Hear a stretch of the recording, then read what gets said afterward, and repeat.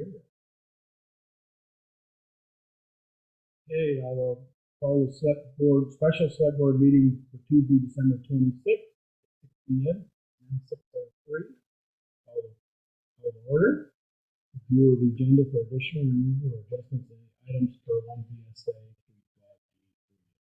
I do have one item to add, and that is approval of the requisition for return grant. Okay, you want to call that 4A? Under other approval.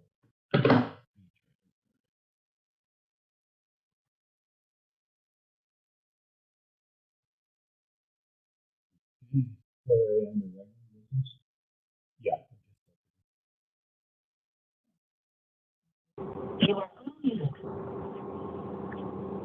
Hello. Hi, Hi, guys. how are you? We just called the meeting to order. Haven't really just went over the review of the agenda or removal. And under 4A. Okay, thank you. Under 4, we put a 4A added on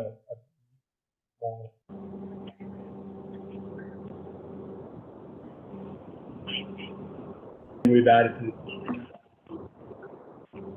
Yeah, I can hear you. It's breaking up a little bit, but I can hear you. Alrighty. We'll try to send out smoke signals if you can see them from me. Alrighty. Well, we're headed over the mountain. I may or may not lose you, but I'll try to stay out as long as I can. Okay. Overview of the Zoom meeting operations and procedures and rule for participation. Please, if you're zooming in, mute your microphone and be recognized by the chair or the vice chair, etc. I'm filling in for Darla tonight. Public forum. Anybody got anything that's not on the agenda want to briefly let us know? Don't see anything. Anybody up on the Zoom? Nobody here at the table?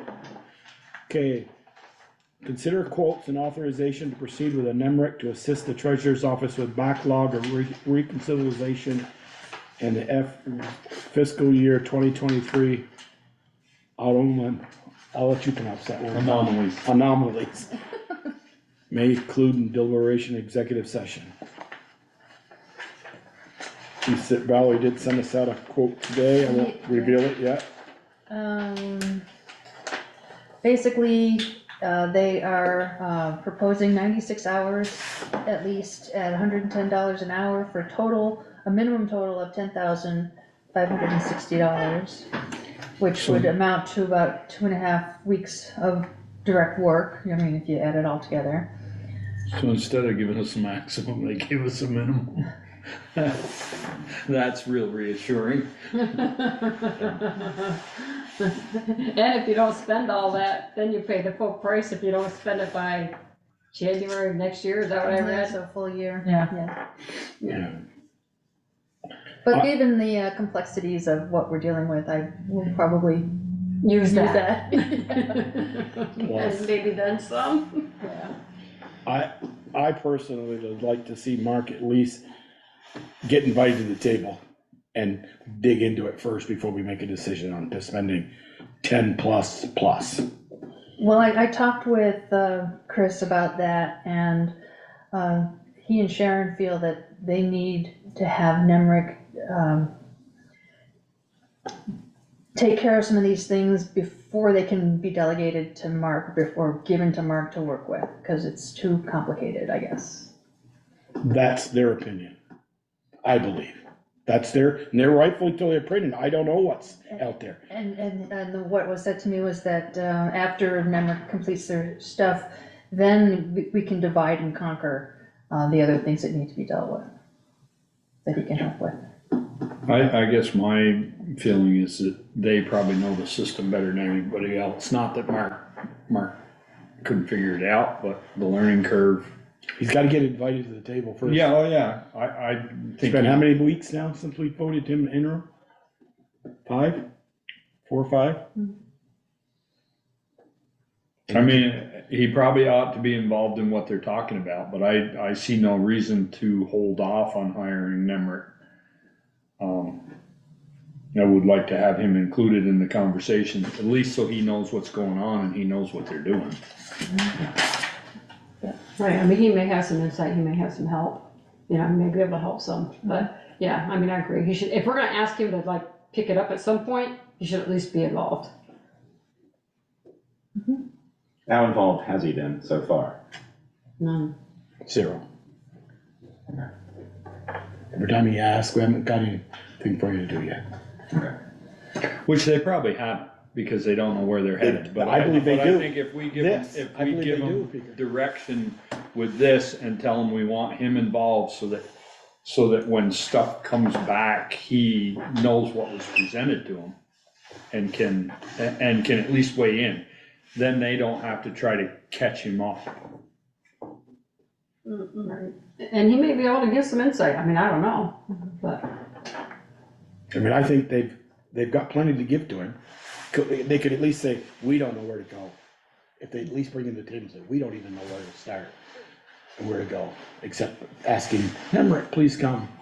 well, no, they've already had a conversation, they've had conversations with Nemrick, and Nemrick said, we need to at least get this stuff up to date, the reconciliations and that. It doesn't mean that he can't help and Right. that he shouldn't know what's going on as they're doing it. But I think it's probably internal stuff that will be much easier for them, because they know the system. And I would really like to have him understanding what's going on while they're doing it, so that we don't have to have them for extra time just to educate him. Right. Not that he needs a lot of educating, but they can explain it in terms that, I mean, he's a bookkeeper. So they can explain it in terms that he'll understand that You and I. Sharon and Chris might not be able to at this point. You mean Nemrick could explain it? Yes. And what to look for. Right, Yeah. yeah, You know, and they may be able to give him direction so that we don't use any more than 96 hours. So Nemrick must have been shown or told what we needed. no, I think. How did they Nemrick- come I up with think 96 Nem- hours? I think Nemrick told them what was needed. Once they started talking about, where's this, what's that, you know, how do I do this? They said, you haven't even reconciled your accounts since Right. last October. Right, That's first, you know, you gotta do that first. Mhm. And I can't remember what the other thing that wasn't done. yeah, there were some other things But, too. yeah, so I think Nemrick's really kind of said to him, you need to start here. Mhm. And given that it's a year It's, of yeah, this versus a couple months or, Yeah. you know, even 6 months, I think you're right. I think Mark should be involved. I think having Nemrick come in is an advantage for him. He doesn't have to learn the system. I don't know if he's familiar with Nemrick at all or has ever used it. Through the lister module. Okay, so just one But single that's line. different than the general fund module, Absolutely. and the cash accounts and, you know, the other stuff, Yeah. so there's, I think if we had more time, I might support just him taking a look, given his knowledge and education on that. But because we have so little time, I think it's probably the easiest and the quickest thing if we have Nemrick come in and have all three town employees, you know, look and see what Nemrick are doing, and then everyone learns at the same time to hopefully fix the problem, including Mark, and then we have him as another resource, hopefully, that can use this. You know, he could spend 2 weeks looking at it, figure it out, for the next 2 weeks that we've lost potentially, if. If he can't figure it out. Right, It's exactly, 2 weeks or has a lot lost, of questions for Nemrick. And then we lose the money, Yeah, or we have to pay the money yeah. anyway. Okay. Mhm. So I would make a motion that we proceed with Nemrick to assist with the reconciliation of the 2023 books. I'll second that. Is that the 2023 or 2022? Well, fiscal year 20. and Fiscal year 24. 23 and So, through now. through now, Well, it's not 24 yet, right. tell them to get us straightened out. Okay, so including Mark in the conversation. Right. Mhm. is there a second? Yeah, Ian seconded. Oh, Ian second that. Any more comments, questions? All those in favor? Aye. Aye. Opposed? Nay. So it was- I didn't hear any of this, so- And Darla, did we hear? Darla, did you? Darla, I muted you, Oh, well, because it would pick up a lot of the travel noise in okay. the car. Sorry, Darla, are you there now? That's okay. Can you hear me? Yeah, we can hear you, good and loud and clear. Yeah, no, I'm a yay. It makes perfect sense to me. They'll speak the same language and they'll be caught up to speed as quickly as possible. So it all makes sense to me. Okay, all right, thank you. Darla, I'll leave you unmuted if your background noise, or if you can mute yourself, just in case, that's good. You Okay, don't wanna be listening to hard rock while she's driving the meeting. Or maybe we do. We got the cupcakes. okay. Our, agenda number 2, deliberation on proposed unified development regulations amendments and potential adjustments that may warrant, You did, you typed it that perfect. may warrant an additional public hearing. I just want to remind the people on Zoom, this is a deliberation between the select board. We've had 2 public hearings. We've made notes and listened to your testimony and some good testimony out there. And now the 5 of us will deliberate on what we've been listening for the last 2 public hearings and what we've been reading, and try to come, whether we're gonna make some changes or not. And we're gonna invite Kevin up. And we're gonna invite Kevin Brown, our town attorney, to help us with some of the questions that we may have as a board. Okay? He's gonna come up and tell us. You want me to? Sure, come right up first. Or just Kevin. pull up right up Yeah, here. you pull right up here. Look, we got There's food for you, cupcake Kevin. too. Oh, wow. Kevin, you have mine too. These are my birthday Oh, cupcakes that happy Michelle birthday. made for me. Michelle made them? Saturday's He your, probably doesn't want them. Saturday's your So they birthday. might be, How about the turtle cookies? I don't think they're special cupcakes, so Alright. you'll be all right. Never know. She hasn't been to Colorado lately. You don't need to go to Colorado. No, you don't need to. Yes. There are cupcakes there, yes. Dang it! You're missing the wrong day, Darla. I know. You got really good reception. We hear you well, Darrell. So I thought a little bit of background might be helpful for those of you new or newer. In Vermont, municipalities, that's cities, towns, and villages, have only such power as the legislature gives the town. In that which is necessarily implied in those grants. That's the opposite in most states in the United States, where Vermont has the minority rule. The majority rule is if you're a municipality, you have complete power unless the federal government or the state government has taken it away. So we've always had the minority rule, so we always have to look for our authority. So for planning and zoning, here it is. That's chapter 117 of title 24. It's almost 200 pages, and with the new additions, it probably is over 200 pages. So this is sort of the, I hope you're gonna paraphrase. I am. You see all those tabs? Yeah. I saw those tabs. So the important thing is, we always gotta find it. We gotta find the authority or the restrictions, and, there have been some talk, and, I listened to one of the meetings about, the purposes of zoning, being to protect neighbors, and that's one part of it, but, it's sort of missing the main point. This whole chapter is regional planning, municipal planning, and bylaws, like zoning and subdivision, all those things. And the purpose of zoning is to implement the town plan. That's what the statutes tell us. There's a whole bunch of regional and local planning, and then that sets out goals for districts and uses, a wide variety of goals. And then there are a bunch of regulatory tools called bylaws. Zoning is one kind. The only thing that makes a bylaw different from a regulation is the way it's adopted. Bylaws are adopted with development by the planning commission and then adopted by the select board. So there's all different kinds: zoning, flood, subdivision. We have subdivision and zoning combined is unified regulation. That's what we have. Shoreland, there's a handful of them. We also have regulatory powers that through ordinances. You've done those types of ordinances. Those are elsewhere. So in zoning or in planning, we're talking about bylaws, and bylaws have this elaborate adoption process, so, the goals are really broad. And overall, and you do have to take care of or protect the neighbors, peace, quiet, those kinds of things. But the main goal is to develop a town plan and then have districts and channel uses into appropriate development within those districts.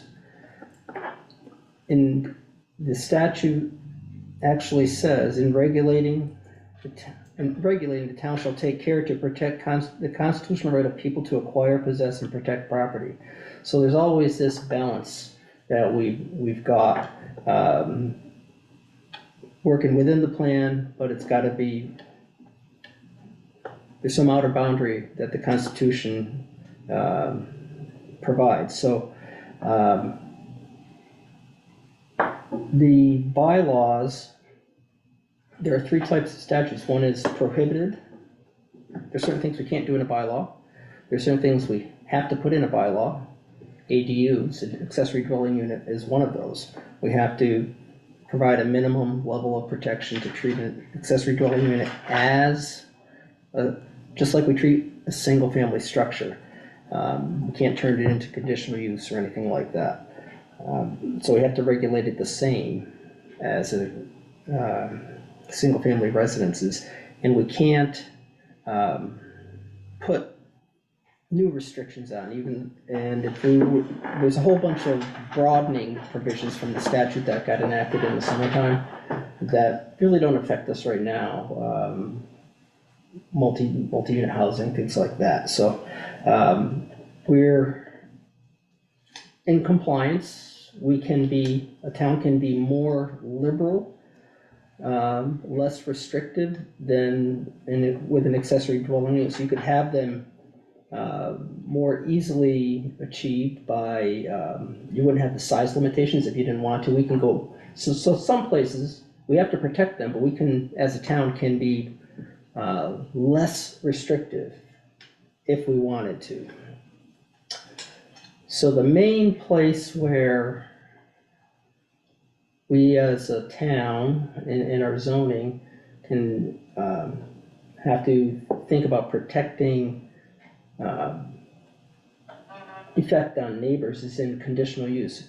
In every district, there's a set of permitted uses which are authorized by the zoning administrator as long as they meet the requirements. You don't do any balancing, or it doesn't matter if the neighbors like it or don't like it, as long as you hit if you hit the standards, you have it. It's called by right use.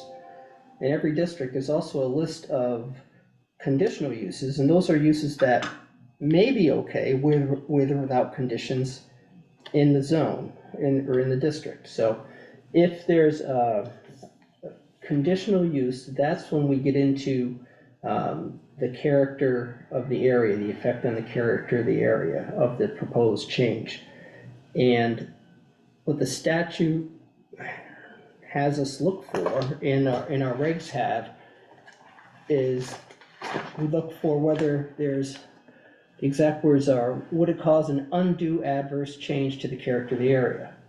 So it's not any change, because even one more vehicle is a change. So what we have to balance and look for is the change undue? We don't get any guidance in the statute from that, but the reason that it's undue adverse change is to get past the problem of any change at all being about prohibiting the use. So what we have in our bylaws for character of the area is important. It says, so we look at character of the area under 355, and this is, in the most recent regs, this was an important change. It says a conditional use may not by its nature, scale, or conduct cause an undue adverse change to the character of the area, and here's the new part, as the area would exist if fully developed in accordance with the town plan. So that is an important provision because what it means is you're not freezing the status quo necessarily. You have to, as the DRB, or we're looking to say, well, if this is a commercial zone, let's say, well, it may be an increase now, but is it gonna be out of character when this area is fully developed as a commercial district? So, that was an important change, and it is sometimes overlooked, because understandably, neighbors, a lot of times, there's a collision of uses, intersection there, and it's a change in the status quo that's not welcome. What section 355 says is, well, that the fact that there's a change in the status quo isn't determinative. We have to figure out whether it's an undue adverse impact as the area would exist. It would change the character of the area as the area would exist once fully developed for that district, or, in accordance with the town plan for that district. So, outside of conditional use, we actually, as the DRB, don't take into account really whether there's some adverse impact on neighbors. We have sort of this hybrid.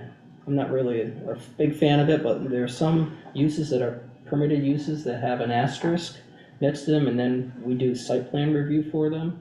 But our regs say, but it's not conditional use, so it's hard to do site plan in some ways, because there are various provisions where you have to figure out the effect on neighbors in the sense of like landscaping, screening, things like that. And in fact, it refers us back to the conditional use bylaws, but not the one I just read. It's the site-specific criteria, so we have to kind of go back in there. So I guess that's the big picture, is that we do take into account in the bylaws or effect on the neighborhood, but not all, only where that comes up. And your role now, as with any bylaw, is to take what the planning commission has recommended, and then you folks figure it out. It's your call. And if there's a substantive change, which is not a high threshold to meet, if there's a substantive change, you float it back to the planning commission to see what they think, and they would respond by telling you what they think. They don't have a new hearing. They might say, sounds good, or we're not in favor, or they might not even comment. So then it's back in your lap to decide how the bylaw changes or doesn't change. We have to have another hearing after that. If you've made a substantive change, yes. Not There's substantive- pretty much any change we Well, make yeah. other than grammar is a substantive. Yeah, punctuation, that's right. And so it's a really low threshold.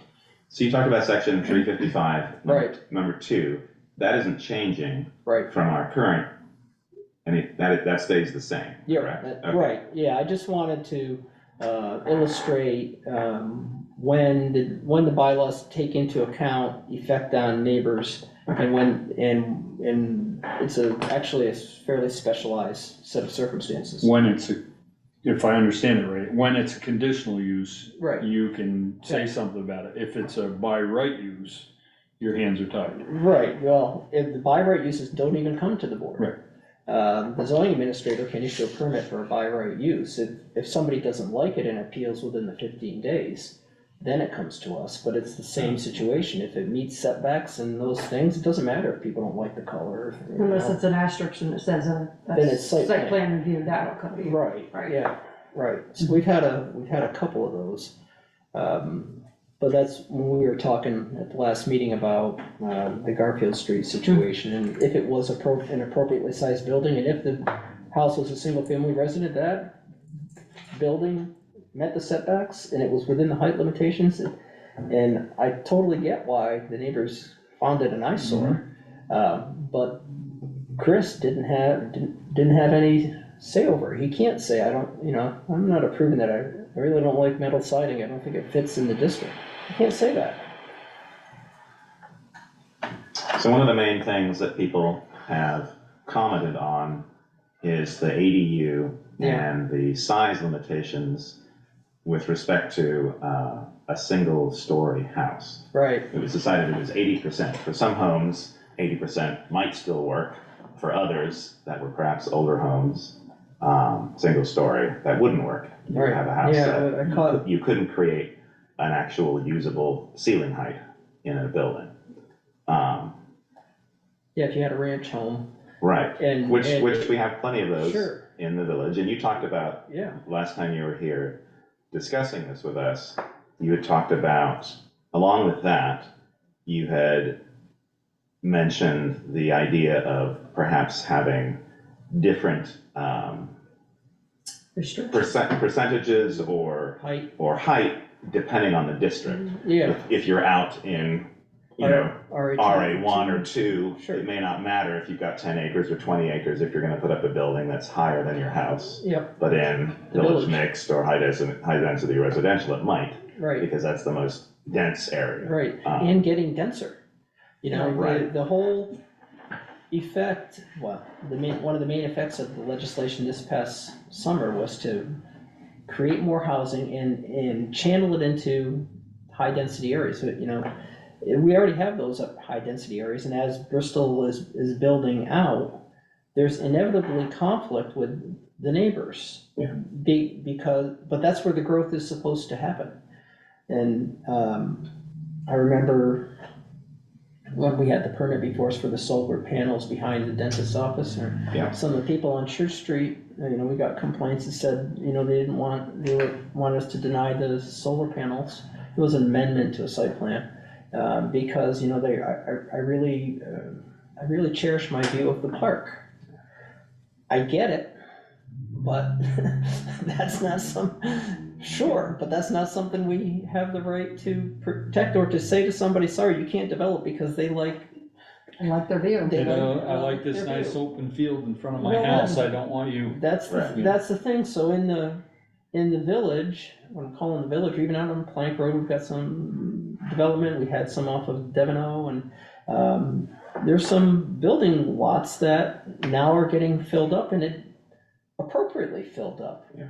But it is a change in the status quo, that there's gonna be more traffic for the people who are there, they have to put up with the construction noise, it's short-lived, but these things are inevitable, and the neighbors don't have a veto, and if it's conditional use, that's when the DRB takes the impact on the character of the area into account, and all conditional uses go to the DRB. The application comes into the zoning administrator, and it's passed on by bylaw right to the DRB. If it's permitted use, the zoning administrator issues or denies that permit themselves. We only deal with permits or appeals of the zoning administrator's actions.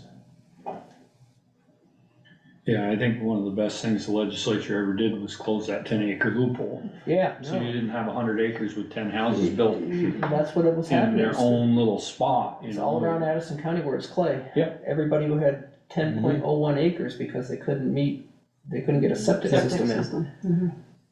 Yeah. Avoiding the cost of the monthly system. And I get it, what they're trying to do is to keep the residentials, if you want that open area, you've gotta keep the people Yeah, more or less confined. yeah. You want- There's probably a better term, but. No, I know, no, it's channeling development. Get your into- jail, you're in jail. There's a lot of sense to it. Maintaining the historic development pattern of compact villages and open countryside with farming and forestry, that's right in the statutes. And for 30 years, we've been in the statutes, combating sprawl. So it's not Route 7, it's not Williston Road, the land just gets chewed up. It's focusing that growth in the center, and helps for transportation and walk to work, those. Well, services, You Yeah, know, service, the- exactly. The more houses we get in the notch, the more service the notch requires, the more, Yeah, the more it costs us per resident yeah. to do that. And that's why the firehouse apartments were such a great thing for the town. You've got affordable housing close to downtown, and when the solar plant opens up, and some people walk to work, and there's a lot of logic to the concentration of development in the village centers, but it breeds conflict where we're not already built Growing out. pains. Yeah. Growing pains. Yeah, Change. that's Yeah, what I mean, like you've to- got a nice, big, open backyard, and I've enjoyed it for years, and now Yeah. you wanna put something in it, right. and, well, how is it that I can tell you what you can do with your property? Yeah, and Because I want it open. I mean, that's the balance that's in the statutes. That's where you don't have a view easement. That would be an undue restriction if we were to implement that. Sorry, you can't have the solar panels because people on Church Street want to view the park. That would be outside our authority. It's all totally legitimate and understandable. You get where people are coming from. I mean, one thing, I hear a lot on the board when you've got a conflict or a contested application is like, and you wouldn't want it next to you. And that's probably true. You don't want to go there. Well, but that's not the measure. Yeah. hey, I wouldn't want it next to me, but they can't do it next to me, so. Yeah, what do you mean? If they can, yeah, you have to, Yeah. sometimes you gotta live with it. Mhm.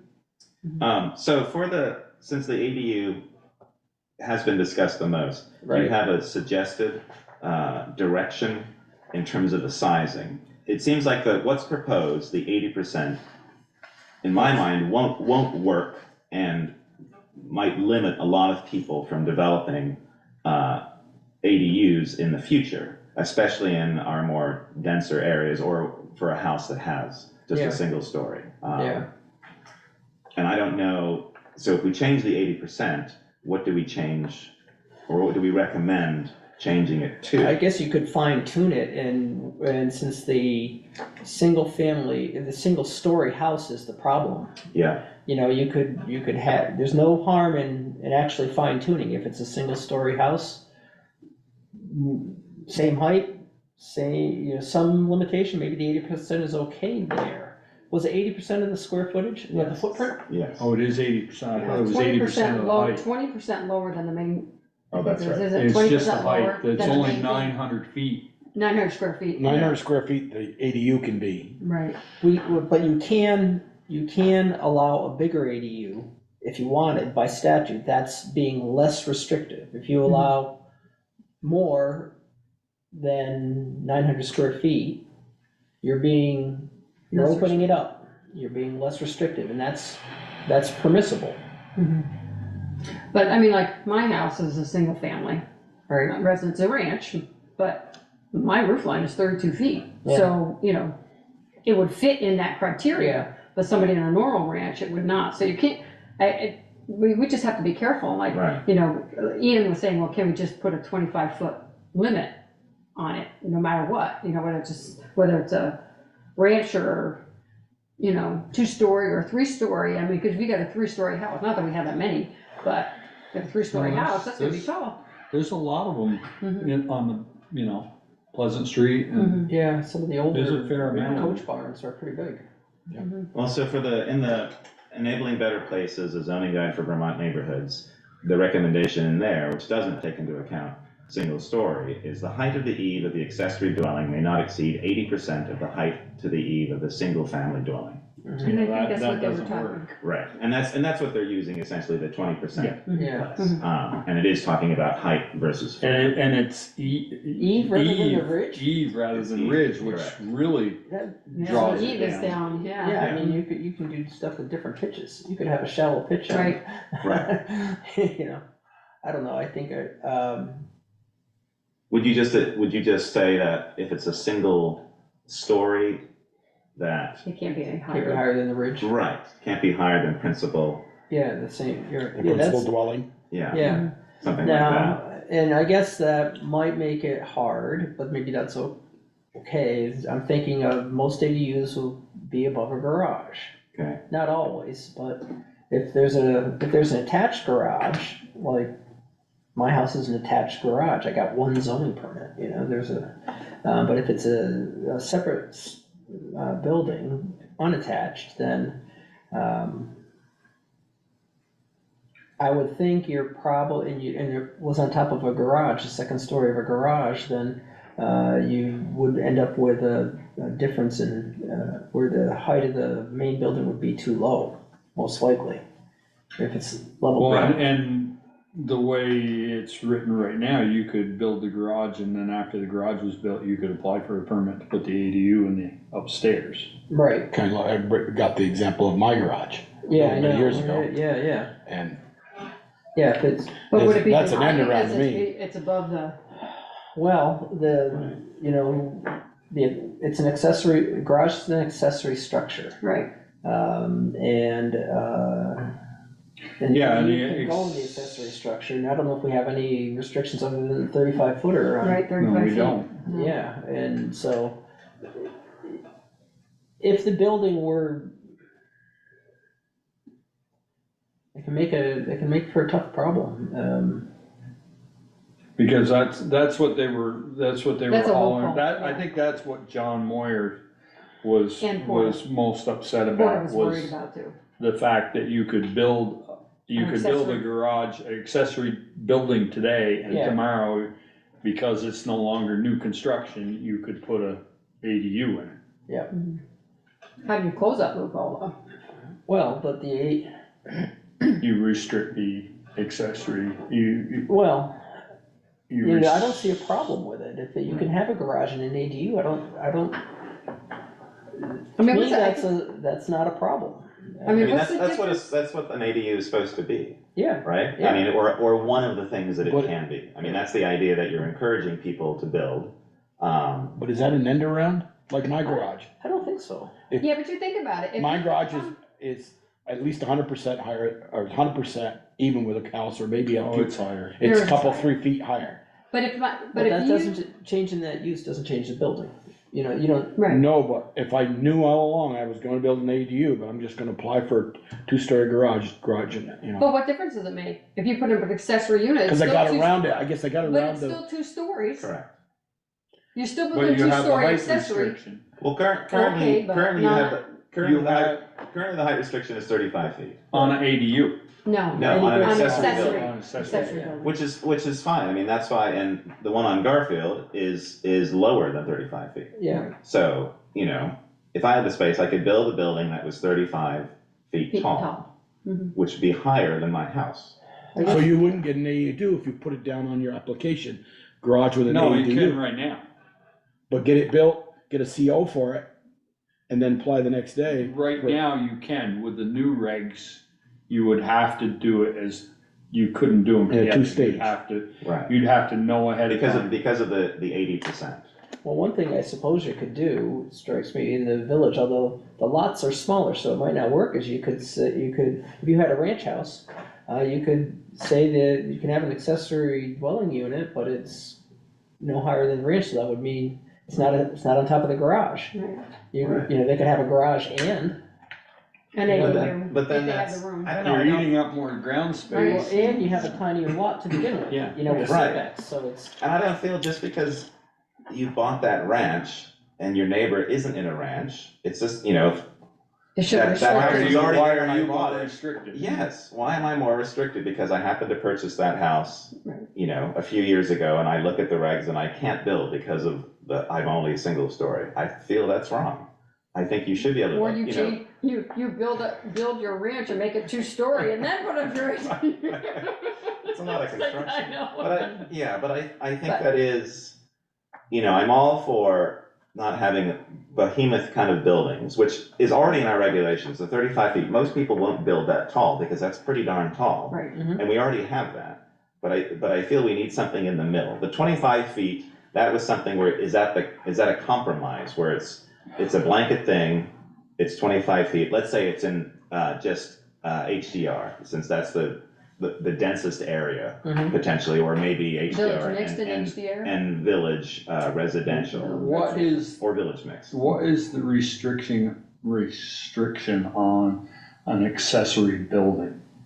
Is it, Accessory. It's size, structure. so Size. it's 1,000 at the moment, in 1,000 square high feet density, footprint. yeah, 1,000 square foot footprint, and then up to 35 feet.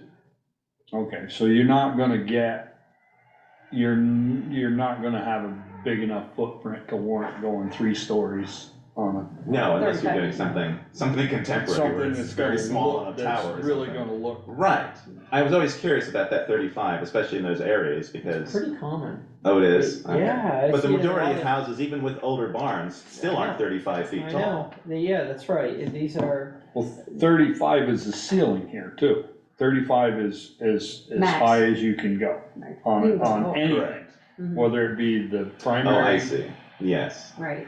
that's why, it's Yeah. it's a blanket to include, Yeah. whether it's an Right. accessory or your Or main your building house, house, yeah. yeah. But most main houses aren't 35. No. I mean, 35, I guess, is 3 stories, right? I mean, there are a few. 2 stories? No, 2 stories, Yeah. well, it depends on the pitch of the roof. 2 story, Oh, right. okay, yeah, if you go with a 12-12, you can Yeah. creep up there pretty quick if your Well, house mine's is. 10-12, and that's Yeah. why it's 32 feet high at peak. right. But we could have a second floor up in there, I mean, it's tall enough in there to put a second floor. So let's say we did want to look at it, just doing 25 feet for the accessory building in a couple of the denser areas. Do you see any issue with that? That would It seems still like it's less allow you- restrictive than the 80%, it's less restrictive than a single story for a single story primary building. Are you talking, let me principal. just clarify, are you talking for an ADU, or you're talking for an accessory Both, unit? because it's So not, we're talking about changing it, but then you're also changing it for houses or primary We got it. residence. No. We've too. gotta treat no, ADUs They the have to same be way as, treated the same, right. single family residence. That's why I was trying to clarify with what You know, direction he so- was going. oh, So I what see if- what you mean. Yeah, So if you change it to 25. What if we then change the went- housing change it for requirement. everybody. What if we went 25 feet or 80%, whichever is greater? Well, that's And what I then we was could thinking. leave Yeah, I it, like that. and then we could leave it at the 35 feet, and if you had a 35-foot house, you're still gonna end up right around 25 feet. Right. Yeah, But if you have a single story home, You can go you can 25 feet. go 25 feet. And yeah. you can easily get, you get 2 10-foot stories and you got 5 foot left for your roof. It's gonna be a little flat, but Or you could have an 8-foot ceiling, a 9-foot ceiling in a garage, or an 8-foot and an 8-foot. yeah, well, you gotta figure your floor trusses and. Yeah, fortresses and things, yeah. what do you think about that? You're changing that for everything though, you know, Yeah. through all of our zones. Well, No, we could do No, I just the think- 2 zones. yeah, I think this is an open area, I mean, under this act, it's gotta be this, treated the same as single family residences, not, Not by It may- zone? well, okay, Okay, but that's yeah, what I'm I think, who knows? I Mhm. think it's probably, you can treat things differently by zone. Mhm. That's the whole point of the planning, and so, yeah, within the district, you gotta treat it the same Okay. as a single family residence. So we can say high density residential, village, Mix. mixed village residential, Yes. you could say, put that in there, and then the Right. rest, Right, so. Can we Leave it. Now, leave it as well, it- there's a little bit of a leave it danger, as- well, let's think about that though, there's That's there's danger there. And we ran into this forever with the former village, is, we have minimum lot sizes, and Right. most of the lots in the village were less than the minimum lot size, so Mm-hmm. that makes them pre-existing non-conforming lots. Right. That's a pain, and it's really, it can be problematic because there's a lot of restriction on what you can do with a non-conforming structure or non-conforming use, so if you pass something now that, thinking about, well, for new construction, if you pass it for the district, you don't wanna make all the buildings that are bigger than that already non-conforming structures. Cause then you're really, you Don't, hamper yourself on what you can do, with respect to the nonconformity, changes, you can't expand the nonconformity, that's what we're talking about with your hypothetical, with your. But if Garage, if your Put house, an addition on one side, but you couldn't go up if you're. if your house was 35 foot tall already, Mm-hmm. you could go 80% of that. I don't, for your accessory structure.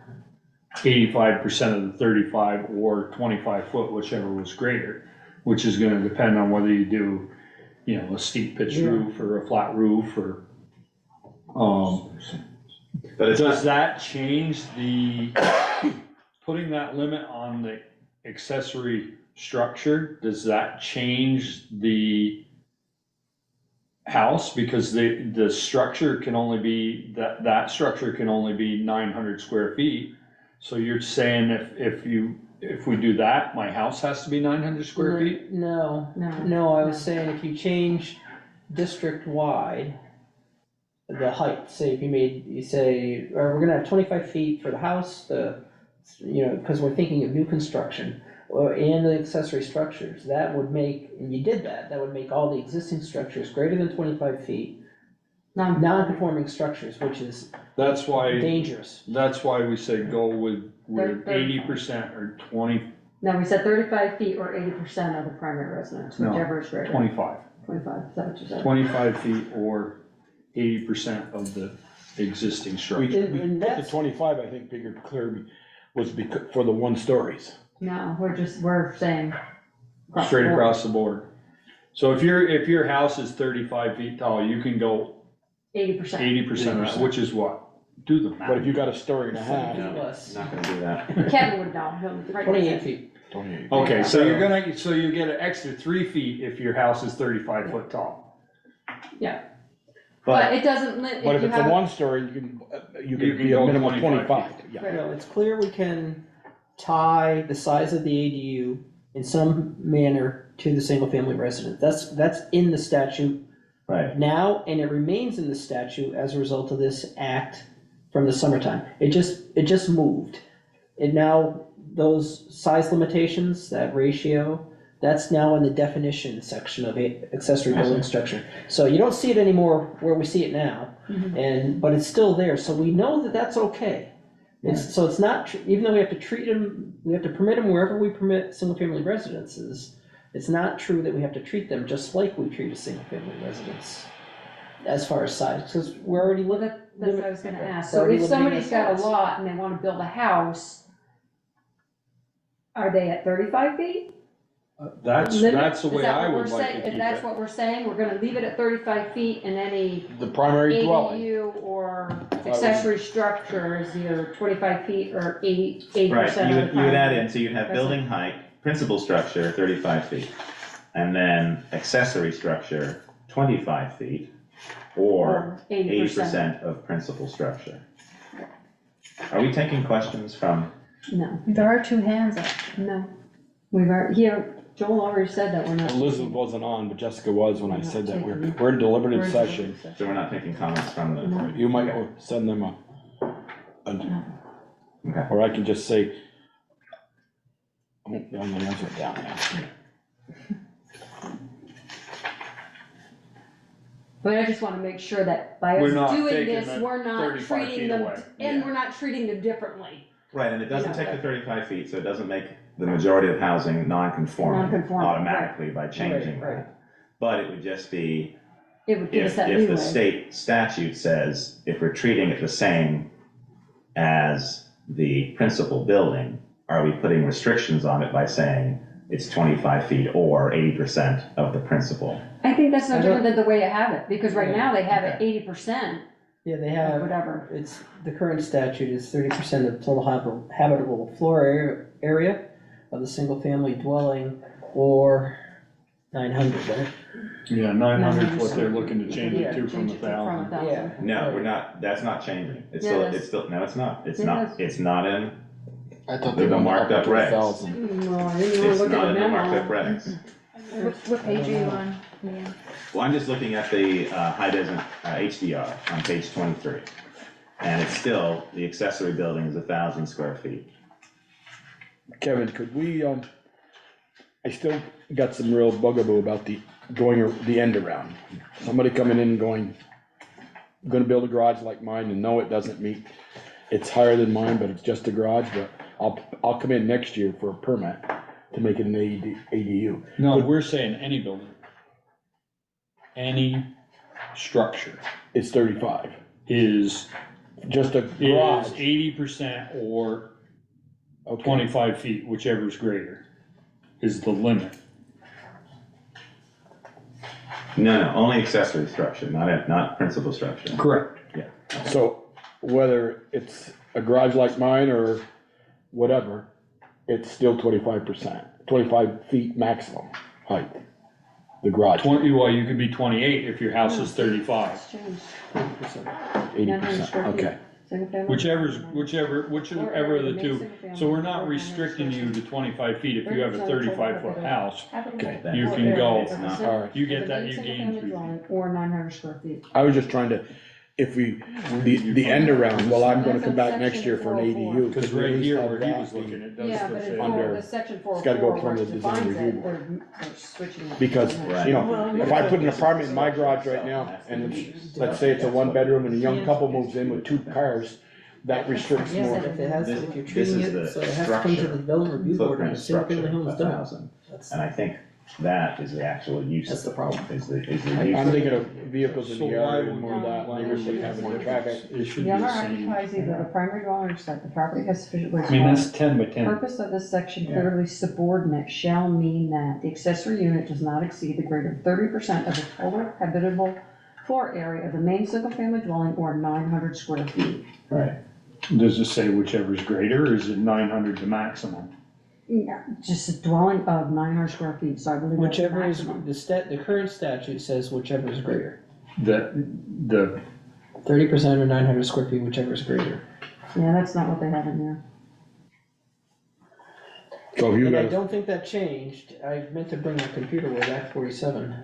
I'm pretty sure this section from 4412 just got, I know it just got lifted and put into the definition section for accessory dwelling unit.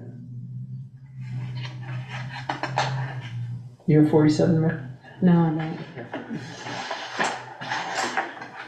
It has to say whichever's greater, otherwise you can't. Yeah. I can buy it. Kevin, So- I have a question for you, Kevin, is, so we keep going back to that Garfield.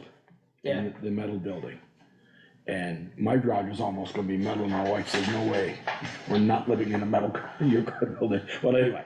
But if that one, could we have some language that says any accessory buildings, I hate to use the word, but has to fit the neighborhood? that was it was in the discussion.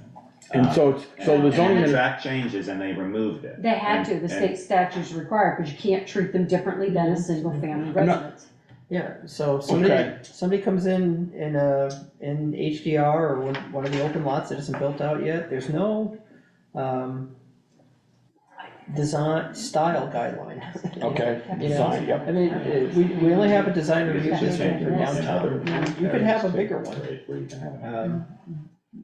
but, Well, what I'm saying is it would give the zoning administrator at least some, say, you know, I gotta kick this over to design review. well, yeah, you can create. And then the neighbors could The at least, design review is only a small district, it's just the. right, I know, it's just a main street. It could be bigger, but, Right, but I'm not, I'm Please don't. very much against that. Please No, don't. I mean, I No, I'm serve not on for that that. committee and I'm all for that, Yeah. for the main street, but Right. not for Yeah, housing. no, It I just get makes it so complicated and it's Yeah. not welcoming to work with, yeah, unfortunately. yeah, no, and it's freezes time. And it's opinion, you know, Right. it's. it is personal opinion, it is a lot of It is, opinion, I it get that. can be really mushy. You know, With, I mean, with, the metal very building, behind- subjective. I mean, the metal building across from Firehouse Drive on apartments and mine, the fire station that Littlesworth built, that's what it was, that's where they go. And they don't go in the backyard of a Garfield residence. But I mean, But we don't have any zoning to, But it's your choice, that's the thing. right, We don't, We can't control. yeah, no, we know we can't. but- yeah. We know that there are issues with that particular one, but the look of it isn't one of those issues. Right, and so you could control it if you Ah, wanted yes. to, there's an available tool. Yeah. if you wanted to go down that path, it's an involved path that has important ramifications. Some towns have decided they want to do that, and Right. a lot of towns don't. Is that the historic preservation district, overlay Yeah, district, for yeah. design review? Yeah. Yeah. Yeah, there's downtown, you can have just design review overlay districts that take up a lot of land, or they take up a lot of area. Queechee has it, Woodstock has it, I mean, Middlebury has a pretty broad one, and, well, you mentioned in somewhere, and I wrote it down here, Home occupation, cemetery. character and use, yeah. and that's where I got, Character of the area. character of the area. In conditional use, it's right here, the second correct thing, that's what we have to, as the DRB, that's one of the 5 things under the general criteria for review, that's what we have to consider. Does it cause undue adverse change to the character of the area, as the area would exist if fully developed in accordance with the town plan? So let me ask you, So that right there, we couldn't put, You can't make it conditional use, okay, because single-family houses aren't conditional use in the district, that's the. Right. okay. They're by right uses in those districts, so. so, yeah, what were you looking at? Well, it was, I'm just trying to, like, as you do, like, run through ramifications of making the changes. So if we did the height, it seems like we're safe in terms of making an accessory building either 25 feet tall or 80% of the principal structure. We would choose a couple of select districts that are the higher density of Smaller homes. lot. And smaller lot size, right, not just higher density, but smaller lots. And hopefully, the idea is that you're reducing the potential of having a giant structure in the back of a yard. Yeah. Even though if you look at people, you can look around and go down each street, there are some Big lots that have very large barns behind it, Yeah. you're just used to those, they've been there for decades. Or and you're some just used to two-story those. garages, we've permitted some of Right. them, and they're big, and the Right. setbacks appropriately for the outbuildings, the setbacks are small, they've gotta be in the village. The Yeah. lots are too small otherwise. Right. And, And you can't do anything with it. yeah, Right. yeah, so, there are already some pretty good sized accessory structures that are pretty tall. Right. And with regard to your building is different because it's already built.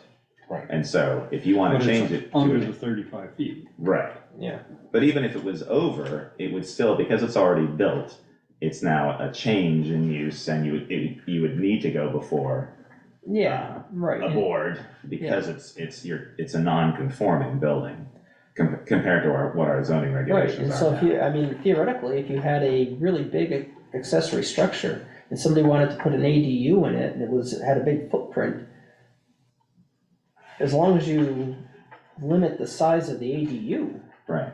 I mean, it could be it doesn't have to take up the whole second floor, that, And even if it did, we'd limit it. you're still not changing the size of that structure that's Right. been there for decades. Right, You're changing the use, which then could change things, how you're interacting with the building, but you're still not asking to put on, right, to increase the size of the building, and you're not gonna be That's able to do that. right. So, yeah, Yeah, my point is that our size limitations on 900 feet habitable floor area 30% does not mean that that's the size of the accessory structure into which you Right. might go in. It's the size of the ADU in the accessory that's right, structure. which I think is they're changing that in the ADU, details from 1,000 to 900. Mhm. But I noticed that it wasn't in our breakdown of the different districts, and because the 1,000 square foot is the size of the structure, and Right, what they're talking about is the Right. size of the ADU. right, footprint, yep. Yeah,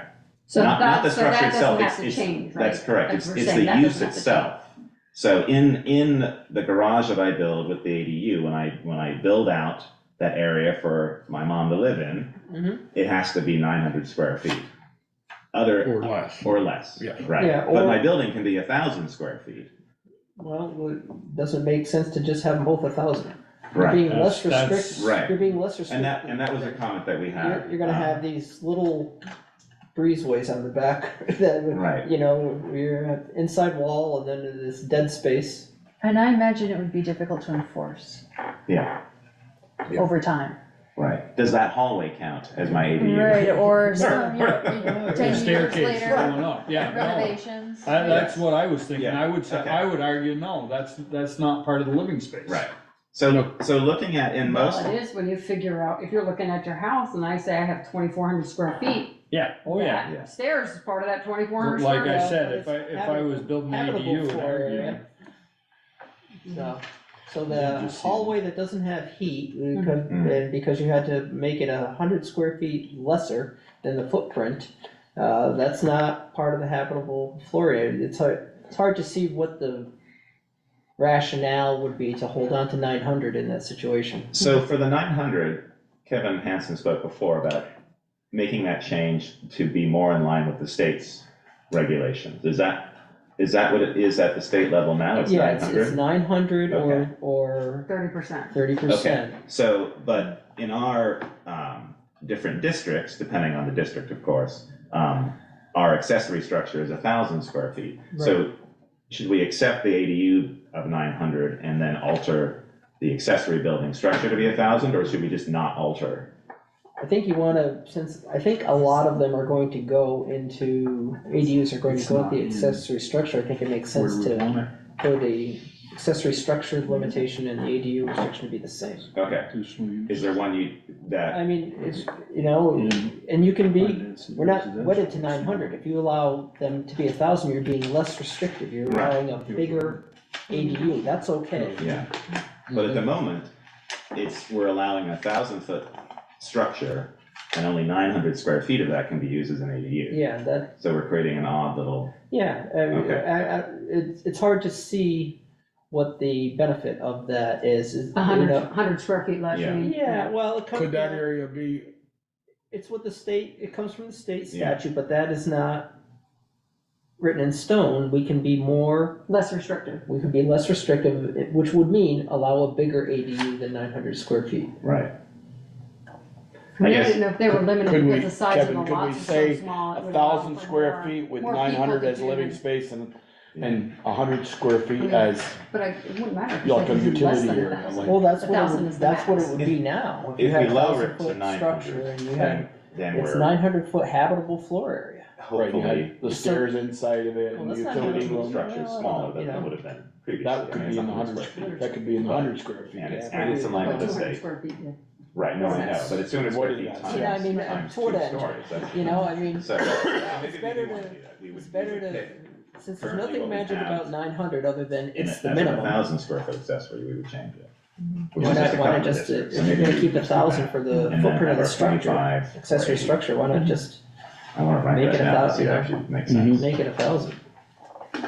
Okay, another question, not that we're off ADUs, we can go swing back, but there was some in here, you guys, that said that they increased for more residents or more building area, apartments and things, in the sewer district. I read somewhere in that. Yeah, right, well, if you have water and sewer, you can have, more affordable housing, I think. So, but are we, But because don't we, have water and sewer very much. well, we know the downtown, just Main Street does, and a little bit, Yeah, I a know. couple of corners. Yeah, but there's nowhere to add, there's Right. nowhere you We can can't go add from. any more sewage to it. Right, so it's where the statute required additional accommodation of affordable housing, is where you have municipal water and sewer available. And for Bristol, that's a pretty small part of the town. Well, So it's not one or the other, it's let's both. take the two buildings across the road here. Funeral home and the doctor's office. If they were sold and they went up 35 feet and put in 8-unit apartments in both of them, we don't have sewage enough to Accommodate them. accommodate them. Right, well, So- yeah, I mean, there's a, But I wouldn't want a developer to, you know, well, the sewage has to be available, so, okay. you know, so. Should we have that in the language, if available? Water, If well, sewage- water and sewer available. Water's available, sewer's not. Yeah, you know, We don't You don't allow have that to- in commercial. It's a commercial district, and we don't allow it there. Yeah. So Kevin, let me just ask on the changes they made on the accessory dwelling unit where they say 30% of the floor area of the main single family dwelling or 900 square feet, whatever we're gonna do. And then we have to put in there whichever is greater. Yeah, cause Okay. that's right. That's good, I didn't know, But- okay. Are you looking at a specific page? It's 52, 53. Yeah, so it's the It's section details on 404, accessory dwelling yeah. unit, section Yeah. 404. Mhm. So, continuing with that discussion, our densest and smaller lots is the HDR. Is there any other area that we would consider putting the 25-foot or 80% restriction or language in? Would that also be village mixed? Isn't that the blue? So there's village residential, which is the light blue, which is this. Yeah, And then village mixed Mixed. is all this. and that's really weird. Isn't that where all your smaller lots are? Well, this is HDR right here. This is- Village I'm trying to mixed. see your map. This is the former Oh, village. sorry, The village village planning area. mixed. This is HDR, all the Oh, light okay, blue. okay. Village mixed is all Oh, this. all that, Which seems, okay. I don't know if that makes sense to have the 25 feet restriction on that. You've got a little bit of this in here. It's an odd little kind of shape. with It's the south- And then we've got, Yeah, it's south of Main Street, right. in And large there's- measure. And there's and- Rockydale as well. There's a Yeah. little bit in there. And then west of, Burpee Road, Right, down by Lover's Lane and Lower Notch. yeah. East of. or But all east of Main Street is in ROC. Right.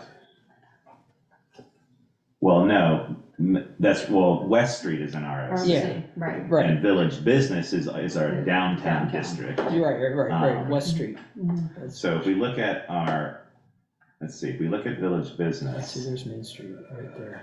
so Right. Village Business, This is rec here, This is Main Street right here. right, West Street, I should say. West Street, that's west. Yeah, Village that's Business rec. currently has 45 or 40 feet in height, they're changing it to, from 50.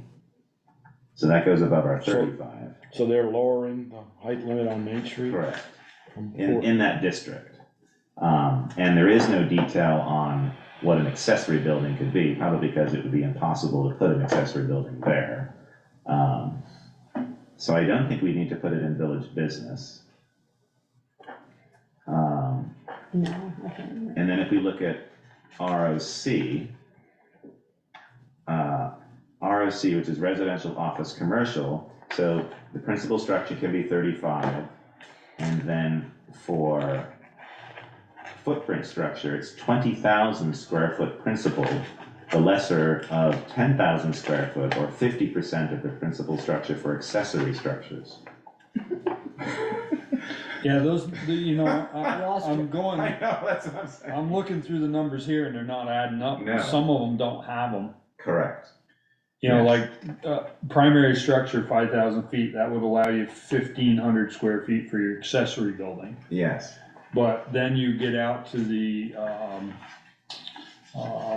agricultural, you Right. couldn't build an agricultural building more than 2,000 square feet, Yeah.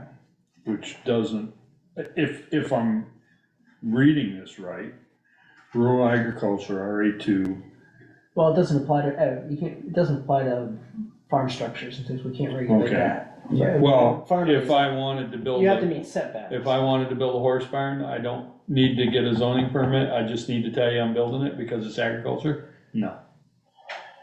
It depends. I thought you had to make 51. How long's a horse gotta live in there? Well, I forget what you have to go into the Department of Ag regulations, and there's some threshold for number of horses. I don't remember what it was. Oh, nice. 4 horses, it's incredibly detailed. Okay. How many goats? In order You to. might have to get a couple more. How many horses. goats? Well, in Heather might order- have to get one in more order horse. to get the benefit of the exemption, Yeah. or the prohibition of zoning regulation, you have to be a certain Size. level. Yeah. Level size. Yeah. Another question I have for you, Kevin, is, to give the public a little more,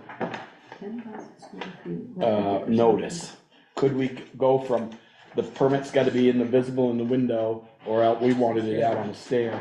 Go from 15 days, they have up to 30 days to appeal, or you can't No. change that in statute, is that in No, that's- statute? That's in the statute, but I'm wondering, It's 50% of it, so if it's 10,000. So the neighbors at least say, you know, you have 30 days to think about this and appeal the zoning administrator's decision. Signs, regulations, okay.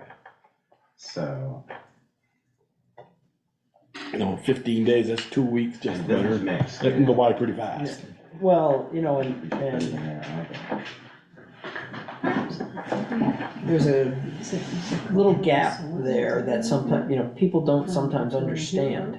That they gotta put it up, or they're being crafty and they, you know, they put it where it can't be seen. But I've had people just as an attorney say, oh, I put that up when the construction's gonna start. You know, and it's like, Am I considered? construction, and thinking back, well, that kinda makes sense, but no, that completely defeats the purpose, Well, I you just know, was. it's- 15 days, could be both 30 or Oh, yeah, it's 70, from 90 when- days. It's from when you get the permit. Oh, okay. It's- And- I'd like to And really then see nobody permitted sees, use. nobody sees work happening. I always figured this, Doesn't trigger their the mind. first line, Right. the first line I Let me thought see. was. I really hope we at least adopt, The others are different. spend a little extra First money, line, and I right. call them the real estate signs. Oh, I permitted think that use. makes a lot of sense. Each of them are different. So boy, you drive down the Yeah. street, you're gonna see it, oh my, what do they build? Right, and I don't You think know, that I- needs to be in the ordinance. That's I think good. it can be an administrative. Yep, Doesn't hurt to put it in. Okay, so looking at our current districts, it seems like the only area that we might put these new conditions in, if we decide to go in this direction, would be high density HDR. HDR. That's- Looking at village mixed is the only one that has the 35-foot principal structure, but it actually doesn't have details on the Accessory. footprint and structure of the building. Right. And I don't know why that is. That was a question I had previously. It would seem like it oughta. I know, but it doesn't. It's not in our current regs, Yeah. and it's not in the revised ones, and it's the only, it looks to be the only district that doesn't have mention of footprint structure for accessory structures. Are they Some of not? it's inertia. We had, when we were still a village until the 90s, that when the merger happened, the bylaws for the village and the bylaws for the town just kind of got jammed Yeah. together, and there were differences and gaps. And sometimes it's just oversight from the past that's just never been Yeah. tidied up. Okay, So you would wanna add in there the accessory structure well, requirements. the thing is, when Or you're, limitations. when you look at village mixed, it's There's no- quite a large area. And there's no principal structure size either. Correct. Yeah, so it seems I like thought you I can build whatever I like if I live in village mixed. I thought you said that like Main Street, they lowered it from 50 to 40, the height of the That's, building. they did, but that's village business. This is village mix, Village which is mix. another district. Village district, or village, mix Mix is some on Rockydale, Lovers Lane, Hewitt Road area, a little bit of Pine Street, sort of tucked back there, heading towards, Plank. And they can be up to 35 feet. Correct, but there are no details on how big your principal structure can be, or in terms of. Yeah, it height. says principal structure, NA. Yeah. So I wonder if we wanna change that, or if that's something that the planning commission should Do we look want to at. at least kick it back to them and say, ask Oh, them. we gotta fix it. right, We gotta Needs give fixing. we gotta. Suggest a give number? Suggestion, because that's what we're doing right now. So I guess my suggestion would be to follow high-density residential and use the same information for structure, footprint structure as high-density residential, and put that Which as is village what, mix. 5,000? Yes, And that's you get 5,000 square foot on a 10,000 square foot lot. You're not So- gonna have You're not a gonna- whole lot of you're gonna have a room for postage accessory stamp with dwelling. the- right. so if we lose, I'm gonna give you an example, if we lose 2 buildings in the middle of Main Street on the north side, like we had a fire in 74 there. When Bigger and I were just in high school, those have gotta be close to 40 or 50 feet. Well, they get to be. Now, can they go back to that size, They or get they to gotta be- be shorter? No, they can be rebuilt. If you have changing something now that is below height-wise what the existing buildings are, that makes them non-conforming structures. If there's a fire loss or something like that, they get to be rebuilt. Within 6 months. There's time limits and, yeah, and so, it can be brought back, and there's a There's that's also a required statute that gives us some wiggle room. We can be more liberal than the state standards on that. Yeah. That was if we could allow more time. Then there's a minimum set, just Oh, I like see. there is for ADU, but you can build it back. Okay, Why I mentioned that is going to be leading to my question, Kevin, to you is, you know, you go through some towns and you'll see a structure's been burned out. I went through Bethlehem, New Hampshire for the last 2 years and this building has been burned out, an old building. Yep. And I asked to stop the store, and I said, what's that? I'd say that's still burned in, haven't tore that down? No, it's an arson case and it doesn't, it's go back to that, if you don't build it within 6 months, and that's why I think some of these places don't get torn down, because, well, I'm non-conformant, but I can build on the same footprint if I get all my settlement done and my insurance money, then I can build. Yeah. And we are looking at an eyesore, completely, they're looking at an eyesore where they've been their second or third, going on to their Yeah, third well, year. there's a difference between the burned out structure and the right to rebuild. You can, towns, when they face this problem, usually end up passing a public nuisance ordinance, not through zoning, that declares those. I read that in dilapidated- Rutland on Friday. There was a Yeah, property they down. declare them a public nuisance and they have to be ripped down within. But if it's certain- being held for a trial, That is pretty rare. I mean, people would get in there and do their forensics. Right. You'd have the experts in there and they would do what they need to do. I can't imagine that the building itself would need to be preserved as a hulk.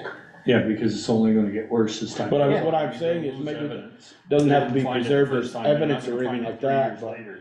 once it's torn down and it's a clear lot, and then finally, the owner of the lot gets his settlement in a year and a half or 14 months, and say, well, you had a year to build and you didn't, now you're non-compliant, you can't build back there. Can't even build on the footprint you had. Yeah, I don't know, what do ours say for how quickly you must? I thought it was a year. Why I thought- are you bringing this up? I mean, Yeah. where are you going with this? Well, I see it in towns that, you know, buildings that are, we don't have a lot of fires, I'm not saying, but, non-conforming lots, if you don't build back on them in 6 months, so you could have a house that's, you know, a family has struggled and the death, take a place up on Rocky Dale. You know, that could be tied up for 6 months, a year and a half, and then finally it's inhabitable, you gotta tear it down, or they tore it down, and now you can't build back on the same lot, can't even build the same footprint, because, oh, you're over your time limit. One of the Yeah. reasons why, one of the rationales behind that type of provision is because, going back to what Kevin said at the beginning, that the purpose of the regulations is to implement the town plan. And since in some cases, those structures might not be in conformance with that vision, the new vision, the current vision. And so as things, over time, the goal is to Eliminate make those changes to bring things into compliance with that Yeah, that's vision. That's why it's strict, and, because the goal is to eliminate the Right. nonconformities Right. over time. Right. But the statute on nonconformities gives the town a lot of flexibility. We have to deal with it, but it doesn't have any numbers in it the same way that the ADUs do, except the time period for rebuild has to be no less than 6 months, so we're not wedded into that. Towns can provide more time. Okay, can we move on to the next one? Have we beat ADUs and accessory dwellings? Was there decision on the dimensional stuff? I think you're talking about like for the village The village mix. mix? Yeah, that we're gonna, incorporate the Same. that we're HDR. gonna have the, follow the HDR, same info for the footprint structure for the primary and accessory dwelling. Which, we're changing accessory dwelling piece or accessory structure to be 25 feet or 80% of the primary residence, whichever is greater. and the footprint, square footage would be 900. And I We guess- would make that the same, to match the ADU information. For, what do you have, village mix, where you're talking about that? So you're accessory decreasing the size of the. From Well, 1,000 because to Maybe that 900? makes sense in the high density, maybe 900 square feet footprint, maybe that. I'm just asking the You're right, question. you're just You're asking. dec- But You're decreasing the size of my garage by 10 feet. Right, or By 100 100 square feet. feet. 100 square Well, feet, but 100 10 by square feet, 10. 10 by Yeah. 10, So, yeah. So if we- it's a, you know, A question, so if a garage is standalone with an ADU above it, does the square foot change if it's attached to the house? Walk right out of the house into the garage, does it change? I wouldn't think so. No, it's the same.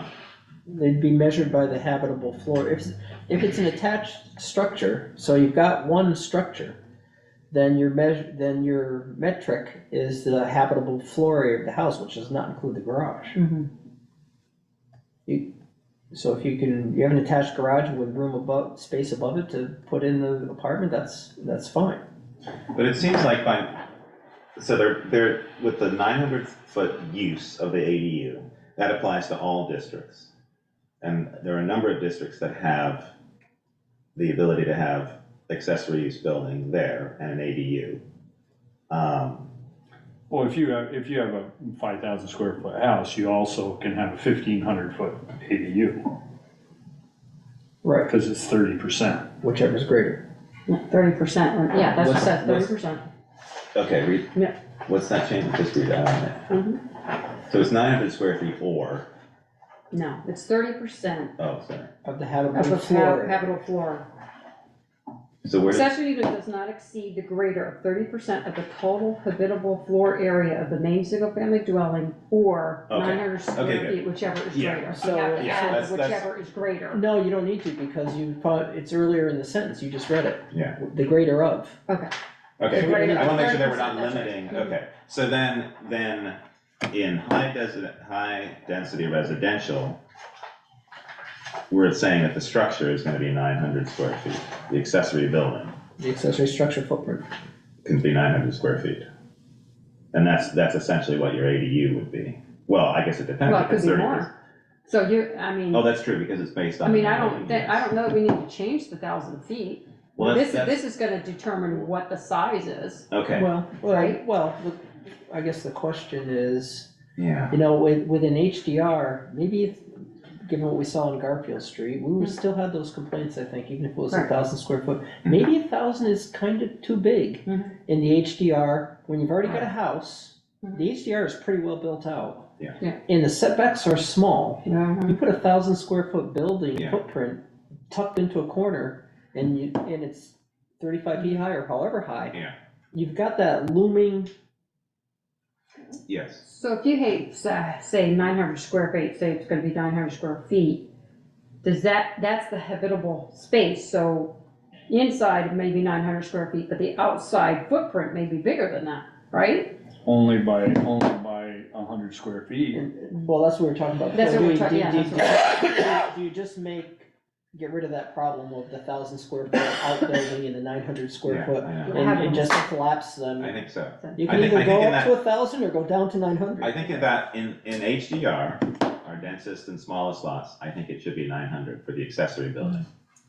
I think that hopefully moves in a direction where those kind of structures can happen, but we are limiting the size of what they can be. We're doing that by both height and physical size, but that still allows you to build an ADU Mhm. or have a garage with an ADU above it, Mhm. because you can do up to 25 feet. You know what we don't. Or the 80%. You know what we don't wanna force in that area is if I've got 20,000 square foot of property and it meets everything, Yeah. then I could turn around and subdivide it and build a 5,000 square foot structure there, 35 feet tall.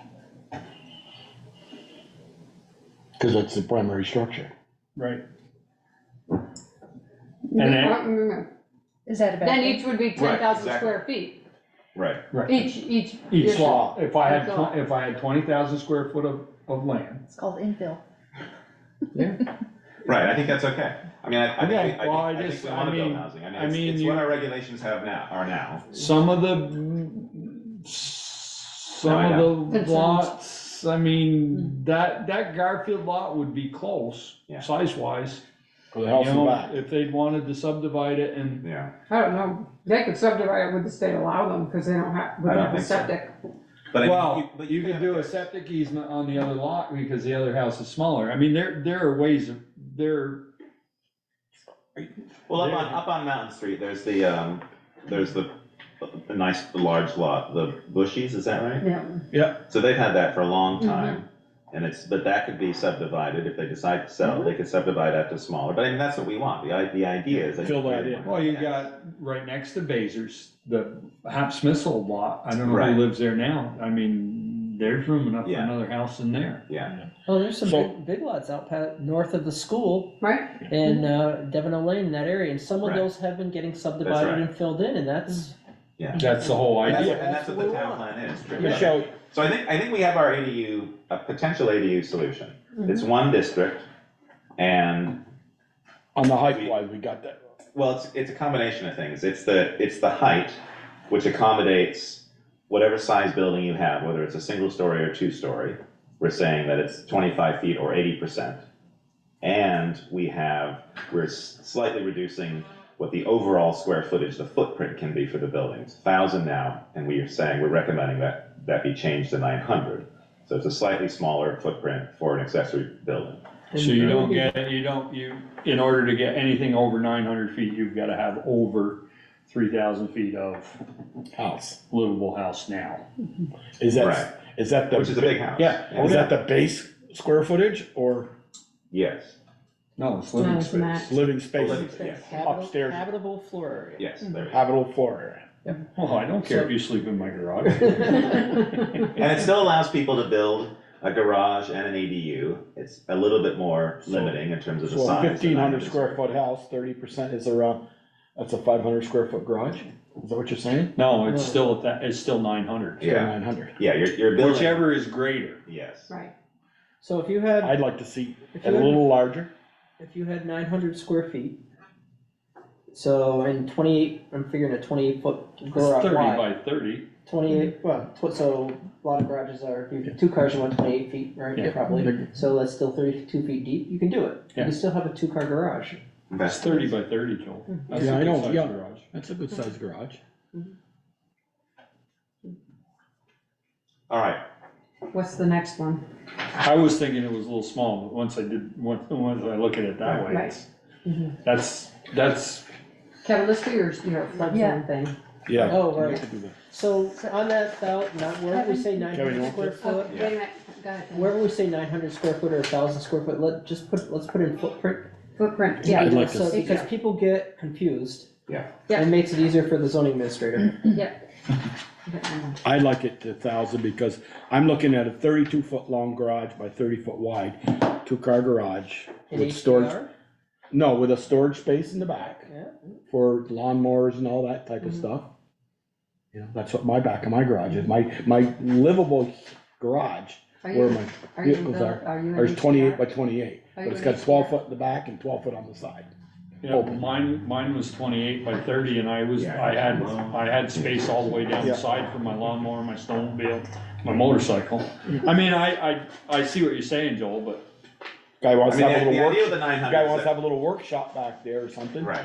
Well, You better have a another bigger house. accessory use. That's You right. could Put an I accessory. mean, the building. idea is that we're listening to the public with regard to the size, and the idea in the smaller lots, the denser area of the village, you're hopefully putting a little bit more restriction on that in terms of those accessories. You're allowing people to do it, but it's just a little bit smaller. Hopefully, again, keeping the character and matching buildings that are there. And I think, there's the key word right there. There's the key but word. we can't say that. We can't say that. Right. Yeah, keep the character. No, I know, but I mean, I know why, that's, we can't. that's why we would reduce that size instead of keeping it. I'm not sure we heard so much about the size of the, if it still meets the setbacks versus the character. So Oh, We Kevin, can't do anything about We the, did on Garfield Street, definitely, when people came to that. now, you meeting, guys, yes, They were talking, legitimately, understandably, saying that, look at the size of that building, it's tucked into that back corner, I can't see, it really did change. Oh, it really affected the neighborhood, yes, I agree. Yeah. but it would. Aside from the fact that it's 200 feet too It big, did, Yeah, 200. the building could be just what it is. yeah, and it was, and a building that big was, there before. Well, no, it was oppressive to the neighbors, you know? But they didn't see the garage that was there before, that was bigger than that. Yeah, I don't remember that, I hear that, yeah. There was a But big that's- carriage garage out back there, wasn't But there? that's- Yeah, there was one there and there was one on Hacks. They were- Smith had a There was huge that carriage much drive. room between them. Yeah, you know, so they felt it, people, it was, Oh, yeah. it must have been gone for a while, and then they, Gone for a long while, they felt, 30 plus they felt the years. size of that new building and felt it was really having an impact on, Their quality of life. yeah. No, Interesting. I get it. Okay, get it. Okay, so, we beat that one. Yep. So The only thing I added to this, Kevin, was, is this for the flood? Are we- yeah, the flood thing, is that hearing shall not be scheduled until the 30 days have That's, yeah, expired. that's right, you know, I'd like to have, I think that makes sense to have that in Okay, there, we'll add that in there, yeah. just for guidance for the zoning administrator, and, Mhm. So what are your floodplain recommendations? You had a concern? this is it. Okay. Yeah, no, Yeah, this was is to, Word make- we had to put in. to make the completed application, go from the zoning administrator to the state, Oh, yes. right from the start. Right. Because the current regulation says the It's the other one. DRB sends it, Yes. so we end up with, at a minimum, 2 hearings. Okay, yeah. So what change, Michelle, did you suggest? After Charge that, of 30 that first days. paragraph, at the end of that first paragraph. It can be the second sentence. Okay. I'm sorry. Yeah. Can you just Um, repeat? A hearing shall not be scheduled until the 30 days have expired. Hearing. And we can put that before that last paragraph where it says a permit may be issued. Yeah. So a hearing, Where you say the hearing shall be scheduled more than 30 days after, shall be scheduled more than 30 days after, the zoning administrator submits the application to, listen to the tape.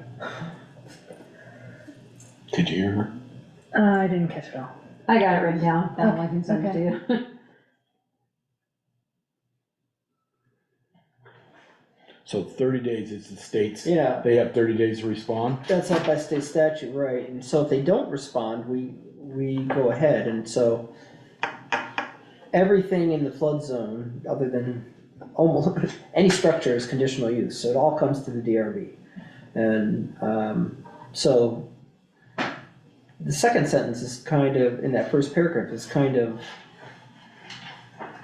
off, in the sense that what we really want is for the hearing not to take place for more than 30 days. If that's what we put in there, then we don't even need that last sentence. Are we, The permit can't be issued more than 30 days. are we cutting it too close with the mail and everything, and it, you know, could we just say 40 days? So then you've got a week or, Well, you wanna schedule, well, they've got, with email, I don't think it's a big deal. You know, we're sending that stuff out by email, that's what we've, Okay.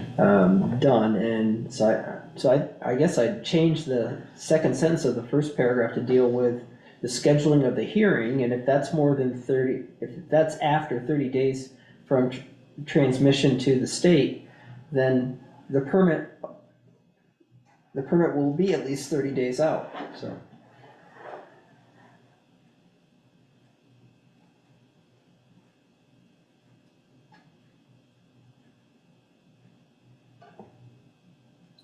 I'd like 2 words put in there, under comments or expiration of the 30 days from the date applicant was submitted. Expiration of more than 30 days. Yeah.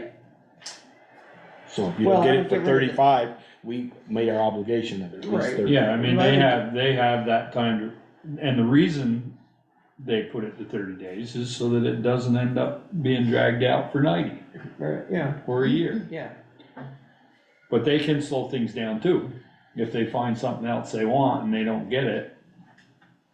Or like A. Johnson's, it was going through Act 250 at the same time, and it was on a much longer track.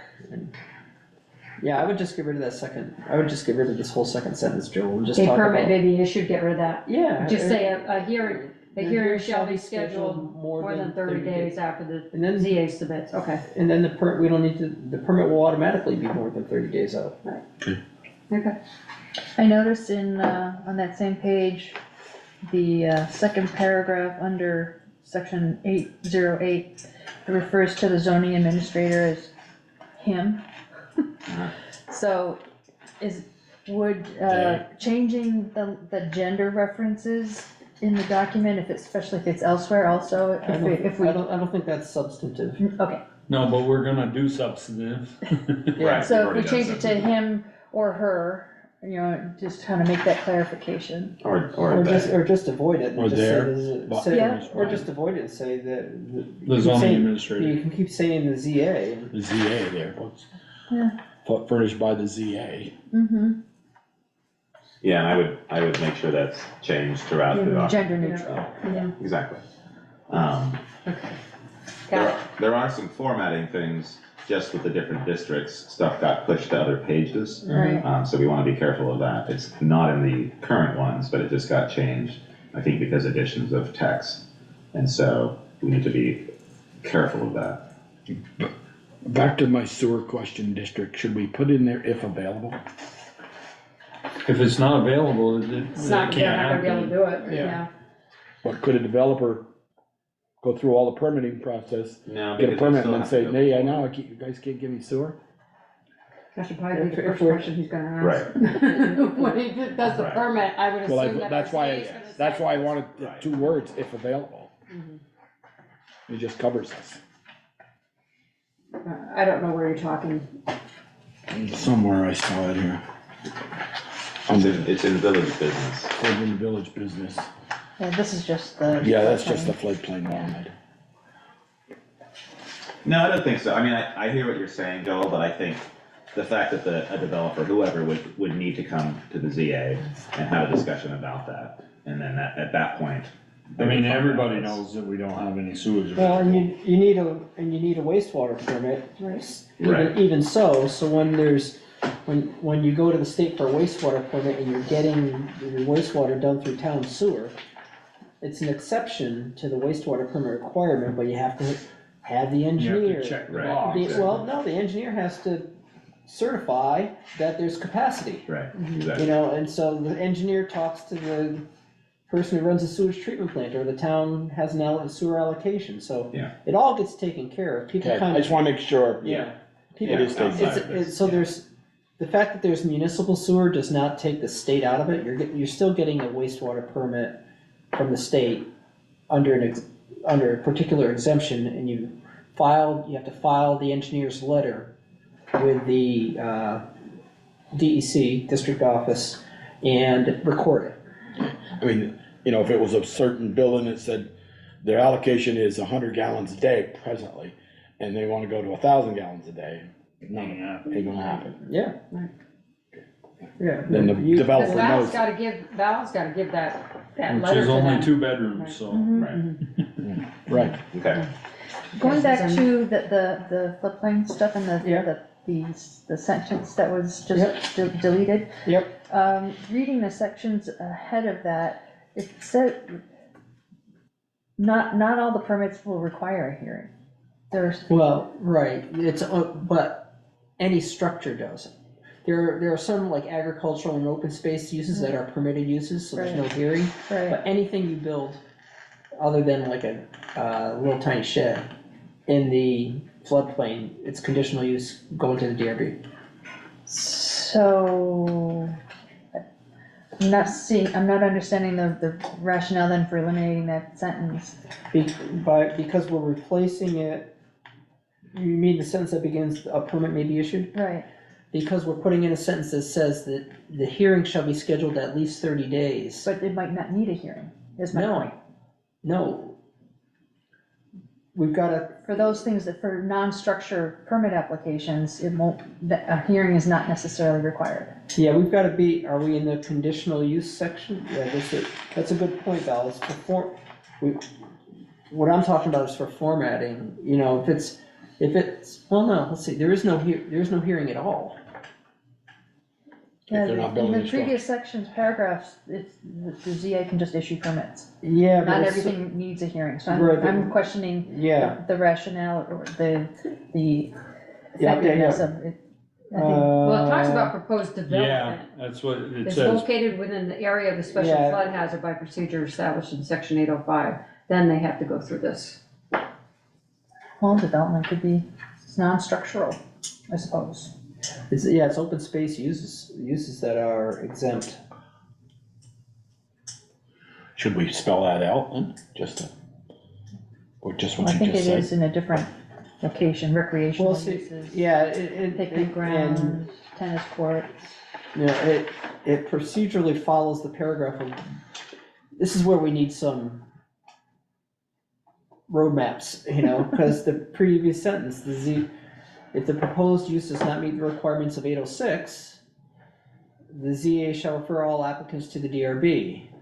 And that makes, So 806 allows the non, yeah, and so at the top of your page here, those 1, 2, 3, those are the things that the zoning Right, that's administrator can 806. issue. Yeah, that's where the ZA can issue a permit. oh, that's 806, it's just not labeled there, gotcha. Well, no, it's on the previous page. Yeah. That page. But one is there, so it's, Or adding a reference, a permit may be issued per section 806. 76, so. Yes, page 75. Or a hearing shall be scheduled, or whatever that language was.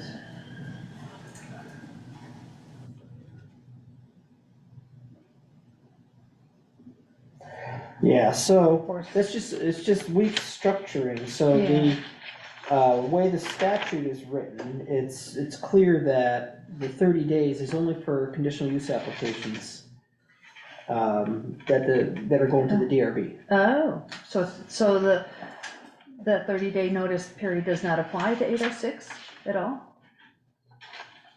Right.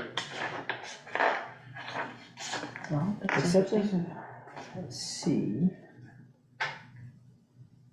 Yeah, See, that's not open space clear. uses shall be permitted within the area of special flood hazard to the extent they are not prohibited by any other ordinance and provided that they do not require the erection of structures or storage of materials and equipment.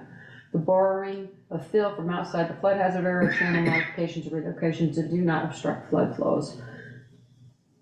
Blah, blah, blah, and then it gives you those 3, 1, 2, 3. And that new paragraph doesn't distinguish between those sections. Except those.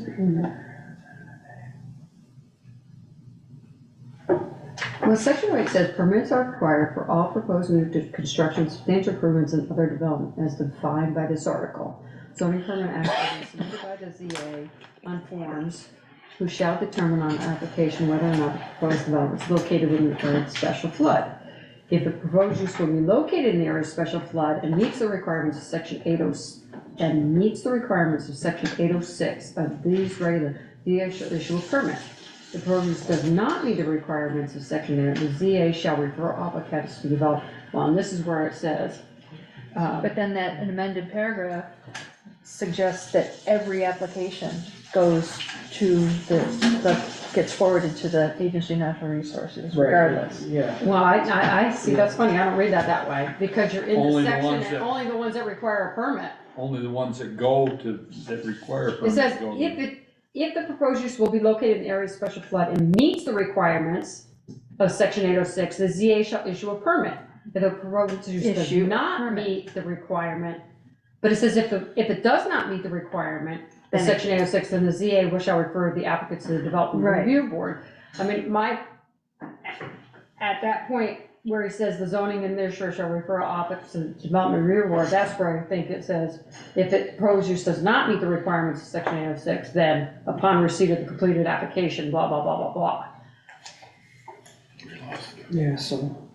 We lost that. Does that make sense? Look Yeah, I didn't want to read the Look whole at thing. D- Well, how, so how would you How word that then? D1. What do you wanna do in You terms see, of, you're in the conditional use to make it part, clear? where, that's where you bounce things off the state first. You're definitely dealing with what's subject to conditional use approval by the DRB.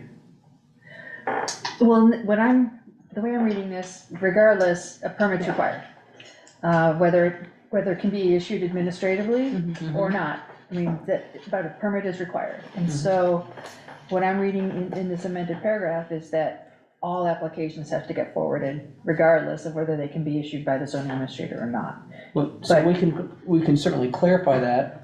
But that's how I read it. Yeah, well, Well, that, it can be read either way, which is bad. Right. So- That's what keeps you guys in business. No, you wanna take out the ambiguity by saying if it's a conditional you make it clear that it's for a conditional use application, that it gets referred on. So I would keep So, like the sentence that Hold on. was originally gonna be eliminated and have it another one added that says, if a hearing is required, or if DRB approval is required, a hearing shall not be scheduled until blah, blah, blah, blah, blah. So kind of Well, I was distinguish. thinking of making a new paragraph saying if the proposed use does not meet the requirements of section 806, because if it meets the requirements, say Chris, the ZA can issue a permit, Right, and it doesn't require a mount.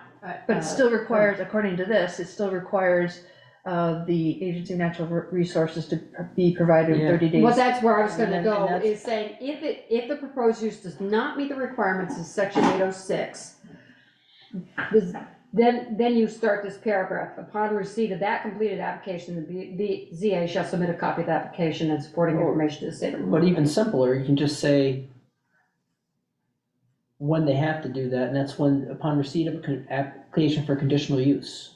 That eliminates the whole 806 permitted use part of it, and then it gets forwarded on, it's crystal Okay. clear.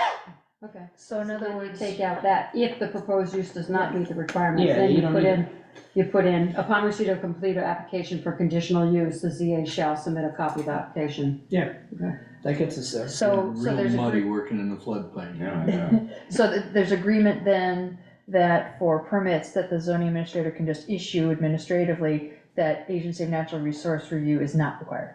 Yeah, the Is it- statute doesn't require it. So, okay, Cause they're not building anything. right, okay. it's only if it's, yeah. No, So- but that's a good catch, Val, because I read it the other way, but that's the, that's, oh, I read it the other way. Well, now we've got an ambiguity, we gotta clean it up. Kevin, outdoor plant nursery. Is that a hoop building, plastic greenhouse, I don't think so. or just, they gotta be outdoors? Yeah, I mean, if it's a structure, Outdoor is outdoor. Yep, yeah, if it's a structure in the floodplain, it's conditional use. I just, You can get a, it's gonna be open so that it's not gonna increase the floodwaters, and, but it's also gotta be secure enough that it's not going downstream. That's the other part of the floodplain, like We're like permitting tennis courts, cement or pavement? I think so. pavement's okay, that's not a, cause that's, what the flood hazard rigs are worried about is stuff going downstream and causing damage and blocking up culverts and things, Yeah. and displacing floodwater. Right, if you've got something that's taking up space, it makes the rest of the floodwater higher elsewhere. Like in '04, when the deck came off of the back of the house down there that we condemned, that got condemned and covered the culvert and took the Then Ross road out. Brick, Yeah. took the road out. Yeah. And then the Yeah, state come in and said, oh, the flood caused the The road to cut. no, the flood washed out and under the abutments for the bridge. Yeah. So it needs to be replaced. And I said, like hell it did. I said, the deck was across there, none of the water went through there. Oh, he said, this is FEMA money. It definitely happened that way. So That's how it happened. it says here, picnic grounds. Okay, stop reading into Yeah. more of this that we're not changing. Yes. Picnic grounds, is that a picnic table? Yeah, we could wash down the street. Or not. Yeah, it's, Lord's Prayer Rock Park, Right. it's a picnic ground. Or Eagle Park. Okay, so we've done the floodplains, we did the ADU, and then you had questions about business yard. Well, I might think I'm the only one, but, so we're to the definition of business yard. So what's your concern with that? I personally think that last, where it starts with trash, recycling, and garbage business, from there on out, should be deleted. What page? 101. Well, we can already take out trash, recycling, and garbage business, do not Right, constitute because business yards, because they aren't it's- allowed anywhere. Yes. Well, they're not allowed anywhere, then how do we do it over the town line? I don't know, but It's it's not, not it's not a use transfer in station. any of our districts. Well, they're using that for recycling and I'm just, Right. Well, I brought the point up last week, the Johnson Lumber Company, what if a Casella said, I'm getting out of Rutland City? And Kevin's neighbor in Rutland Town, I don't know if he's in Rutland City or Rutland Town, said, I'm gonna go up and buy all that, put all my containers up there. They couldn't, because there's no use It's not allowed. permitted for that type of business in any of the districts. Right, that's a. But if he's not doing business there, if he's just storing? I don't, I mean, never it's focused on I it don't know. before, but I'm just asking the currently, question. Just asking. you know, currently it's not allowed anywhere. Yeah. And, there was, Chris Acker had a CU application on Hewitt Road. Yeah. I don't think he's done anything with it, but there was some, and that was for working on his vehicles and Right. that kind of stuff, those things. And there was some scuttlebutt that his son, I guess his son has a recycling business or something, trash business, and. He's Sold got it. part of it, he got part of Okay, it. well, but the, you know, so, He's just got the containers, yeah, so it's, the roll-offs. I guess there's a judgment call there about, you know, should it be allowed someplace? Should it be allowed in commercial? Right. You know, it seems, I mean, it seems that would be the place to put it, if it's allowed, but. or in RA5. Wonder if the town plan speaks to it at all? It just says they're That not would be a allowed. question for the planning commission to look through on their next round. Yeah, is I mean- if that wants to be considered to be put into a use. in any Yeah, district. I think it might be able, that proviso that a business yard doesn't include this, I'm not sure that it was on everybody's mind that it's not allowed anyplace. Right. And when I was sitting in the back here at the previous meeting with Chris, I said, I look at this, it's not anywhere. He pointed to one and said, what, landfill? I said, it's not a landfill. Yeah. You know, and landfills aren't, no, we don't have to restrict those, they're not going anywhere. Right. There's never gonna be a new one. So maybe we should have it someplace. Right.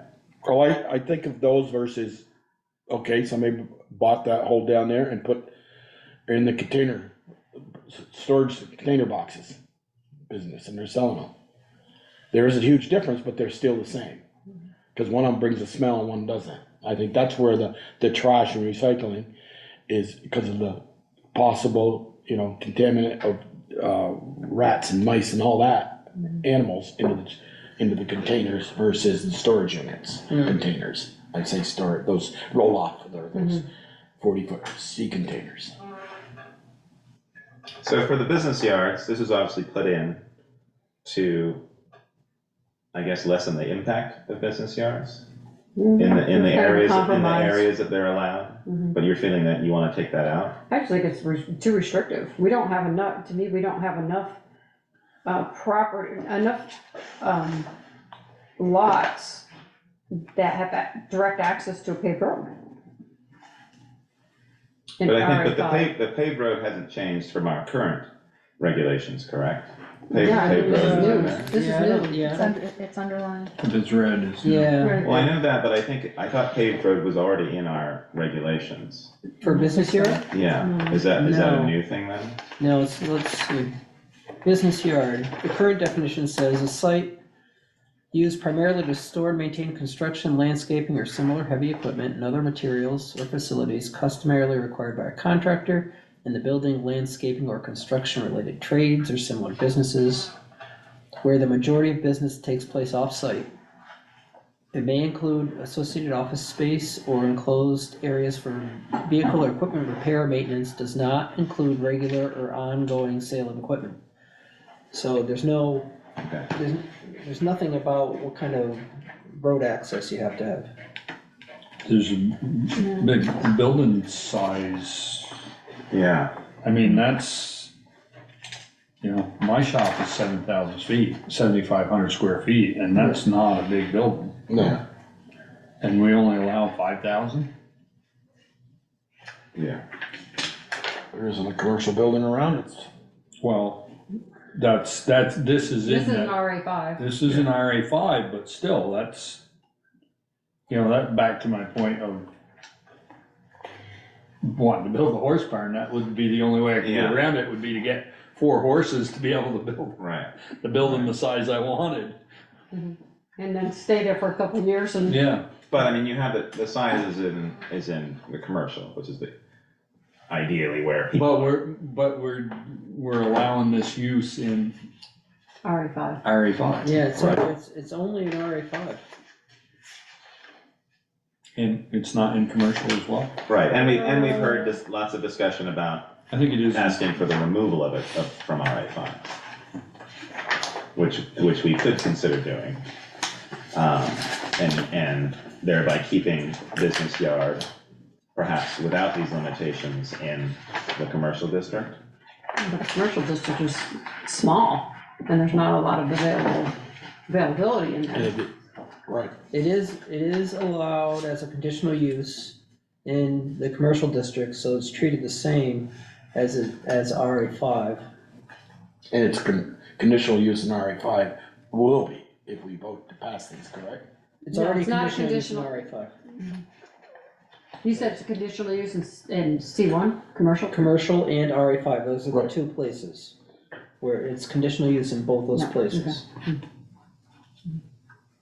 So you just can't swap in and get business yard, you Right, gotta you go have through to have- the process. right, People you get have a to go through chance the to process. voice their opinion. Right. Yeah, commercial is obviously much smaller than RA5. RA5 is just the more logical place to have it. I mean, you don't want to indulge mix, you don't want to indulge business, you don't want it in high density residential, you know, where you limit people to where they can actually have a business.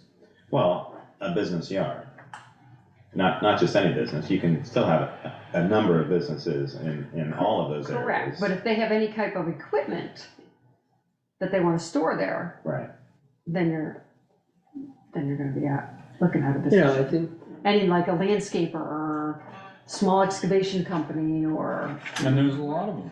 right, right, and there's still, I mean, the idea too, even though it's in RA5, it's still a conditional use. right. It still goes before the DRB, DRB. and you Yep. can impose conditions on a particular yard.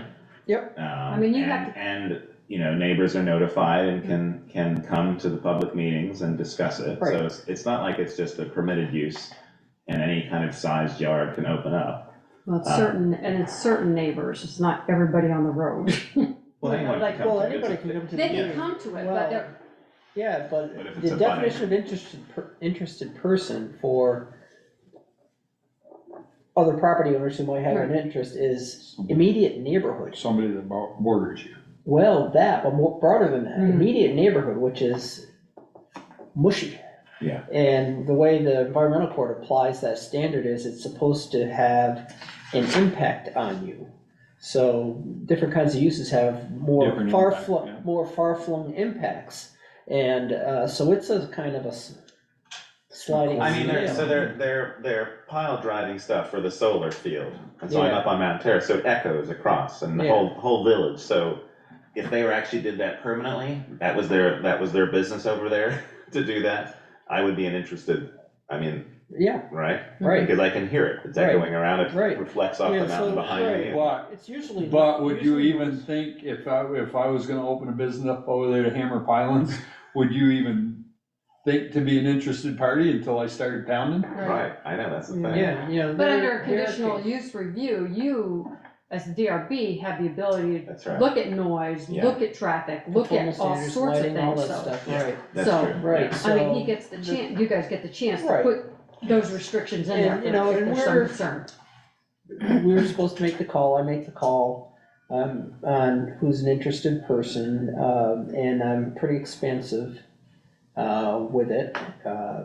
And I don't think we, the Lathrop gravel pit case was the hardest one for who's interested, but even there with the traffic concerns, it was a pretty wide area of the town. And so that's a good example. Sometimes it's really tiny, sometimes it's broad. is. There were people who complained about Fairfield Street that were, out on North Street. Right.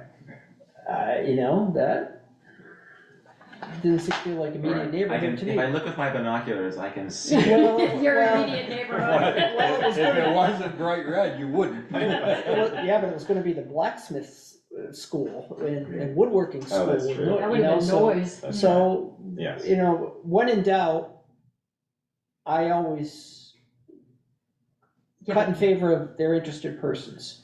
You know, Yeah. you know, and if you overshoot it and there's an appeal, well, this environmental court can figure that out. Yeah. The environmental court likewise is pretty expansive on it, as they should be, cause that just, if you're not an interested person, you don't get to appeal or participate in the appeal. So it's an important Yeah. thing, you wanna be liberal with it. Okay, so in terms of that area, I feel that RA5, though we've heard reports asking us to remove it from there, I do feel business yard is suitable for that area, given the size of it, given the lot sizes, and the limitations we have in our commercial districts because of the size of that. And it's still conditional use. And it's still a conditional use, and a business yard can constitute a lot of different things. I think, you know, there's a certain assumption of what a business yard might be, but it can be a lot of different things. Kevin, would you call where Randy Sargent is? He rents a lot of those cranes out. That's a business So yard. that's a business yard. They come in, he services, and back out they go. Yeah. That's a business yard. And what is he? He's mixed, is he mixed out there? I don't I know. don't know. His grandfather probably. It's interesting, you know, the Yeah, I think he's minimum business. lot size in commercial is only an acre. And, you Yeah, know, Because and that's, yeah, you look at the other Yes. things in commercial that you want there, retail, offices, things like that. You can see a business yard might not fit that well, given that the properties might be smaller. Okay. He's village mix. he's village, yeah. Which isn't allowed, but he's, Pre-existing. Existing, well, it's like Luke Halleck, you know, he's up there in his father's place. Right. So in terms of that location, so looking at what's in here, we're proposing, I think we have consensus in terms of removing trash, recycling, garbage. It's not, that particular wording isn't in any of the regulations. And there is no use for that. But we're recommending that the planning commission maybe discuss that in their next revisions to see if that should be a use in certain districts. Is that right? Yeah, I think so. I mean, Okay. I don't think you should do it by definition in here. Okay, yeah, it seems an odd place to call that out. Yeah. And then with regard to the size, I don't think I have any issue with what they've put in here, but I don't know, I'm not as familiar in terms of the size of trucks and things like that. And then, Is it and then the 95 paved horse and 90 horsepower and 10 10 yards? yard or or larger larger dump dump trucks, trucks. 95 horsepower or larger excavators or similar equipment shall be sited with direct access to a paved road. Obviously, I think, what's the percentage of our roads that are paved in Bristol? It's like 30% or? No, it can't be 30%. That's too high or too low? I think it's too high. No, I don't think Because so. you've got all the village streets. Got all the village streets. Yeah, but it's not It's- allowed in the how village many- streets. I'm we just thinking got outside. 90-something I miles of see. pavement. I don't remember. I think we There's have like less 62 dirt than we. Yeah, I do think there's pavement. like 62 miles in Bristol. Yeah, but all the I think. pavement is right Well, here, but where it's not allowed anyway. Right. That's it. If you think outside of, Well, if you Yeah. looked at RA5, Outside. that's where it matters. right, and I don't know. most of that is dirt. A lot of it. Yeah, hard scrabble, Hard scrabble, Laura burpee. scrabble and burpee. And So what would be the reason, part of the what is, knowledge. I don't think like we heard from Kevin Hansen specifically, He left. no, but I mean previously in previous discussions about the particular requirement for direct access to paved roads. That was their That- concession. When they Okay. had the last meeting before they sent them to us, they Okay, had a lot of people, John Moyers and Slim Pickens, who were kind of on that Yeah. side with people saying, yeah, well, we really don't want it in RA5, but if you're gonna have it in RA5, because they voted to say, yes, we want it in RA5. okay, We're not gonna take it out of RA5. So there was some discussion, so that was kind of their concession of trying to describe business yard and kind of Okay. make people happy. okay. Well, But- double axle, right, tandem truck is gonna be 14 yards. And a triple, triaxle is basically the same thing, with more axle on it. I mean, some of the roads That's are 18. limited by weight anyway, so. No, they're Not not. to and from their They're home. not. They are, but they aren't, because we file every year for overweight permits in towns, like, I don't know, you sign them or did Eric sign them? Yeah, Eric does. And he gets hundreds of them. Yeah, the And they're only $5. the equipment goes in and out by, $10 for fleet. Right. even if it was a 10-yard dump truck, it could still tow a trailer with equipment on it, I suppose. Provided the equipment's under. Well, I know, but horsepower. I'm just saying, Yeah. I'm just saying the size of the 10 yards versus having that limitation in paved roads, and I'm thinking, well, like dust or noise, I'm not sure what the concern is, but the equipment in a contractor's yard goes in and out by trailer, it's not driven down the road. Mhm. And so, It may drive down the road. Maybe a loader, if you're going, moving a mile, you might drive it. maybe, You know, well. But it says excavator. Well, okay, so to that point, what do you mean? So it's being driven by trailers, so do you feel? Yeah, I think it's coming and going, by trailers anyway, I'm not sure what the paved limitation Okay. accomplishes. And, And given the number of paved roads down there, or non-paved roads rather, in that district, it is severely limiting where you might be able to put a business yard. Well, like, you Yes. know, Estes wouldn't be able to put one up there because they're at the end of a dirt road. Which one's Estes? It's Over dangerous. by Baldwin's, Oh, yeah, you know, I think Paul Davis, no, he's well, he's on on pavement. paved road, right, But is there anybody up near The you one that above it. has- The one above it, there were, yeah, Your buddy, you my got, next door neighbor, Tyler, he's got stuff, and Adam Driscoll, I don't know what he holds at his house up on Upper he Maple, doesn't, well, but he does bring it up and down. Oh, yeah, You know, yeah, if he's doing work there, he'll bring it to his house and leave it. he, But I mean, these he are all owns existing, we have to think P&P. sort of to the future. Yeah. Yeah, but And we're what just might come saying, in, if right. they were to come in now, Yes, like if Adam decided he wanted to have his business yard at his Mm-hmm. house, under this, he wouldn't be able to. Well, Busca's have a bunch of stuff, Nate was working out of his parents' place there on the Yeah. corner of Meehan. upper and He lower. still yeah, is. Upper me. He still does. okay. So what happens if we take, given what you said, Kevin, about the paved road, so if we remove the paved part of that, do you still feel it's too limited in terms of the 10-yard or larger and the 95 horsepower? I guess the only thing I would say is that in the spring of the year, if it's limited to paved roads, you can keep those vehicles off the posted roads. Okay, You know, that would be the only advantage from the town's perspective that I could see, because you can't stop me from going home. yeah, You can't stop me from going to my home. But And you aren't gonna prevent them anyway. I, I said, you aren't gonna prevent them from doing No, whatever you're- anyway, unless you're- somebody calls and complains. yeah, Right. yeah, I mean, I see people up on our road once it's posted that shouldn't be there, but. and I mean, a lot of towns post their paved roads as well, we don't. okay. I just feel it's restrictive. I definitely feel it's restricted on the, can be only a 10-yarder. I'm not sure I wanna meet a tractor with a big excavator on it, pulling it on a trailer with a single axle truck. He's got more stopping power with that tandem that's 14 yards. And that's loaded, you can't pull it loaded, but you can't load the tandem and the trailer on it. Not But legally. I'd like extra brakes on, instead of only one axle brakes, 2 sets of brakes on it. I mean, if you were applying that, I mean, not that you can do your gravel business here, but, you know, if you were on a dirt road, you would be able to do what you're doing.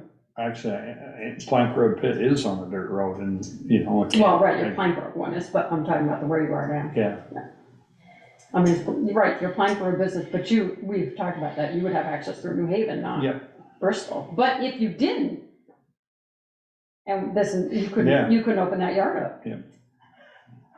Okay, do you have any thoughts? She's all Other thought than- out. Other than, I don't see the harm in keeping the trash, recycling and garbage business in. The But only it's thing- not allowed anyway. Yeah. I know, so that's why I don't see any harm in leaving it in.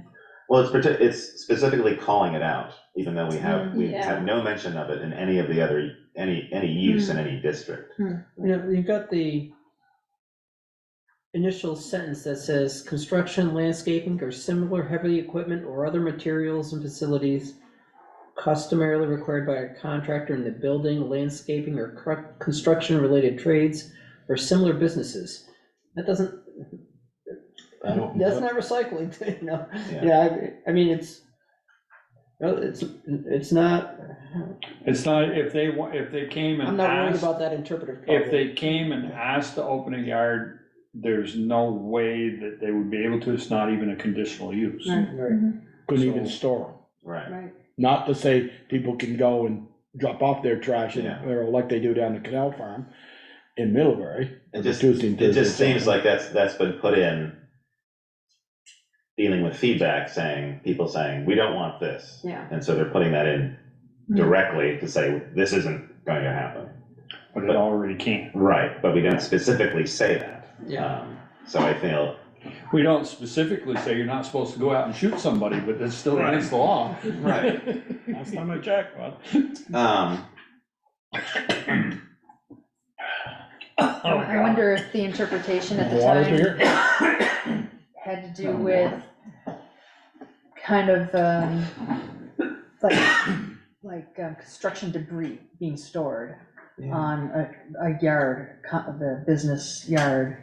My guess is that it's a reaction to the Masterson conundrum, and after the fact.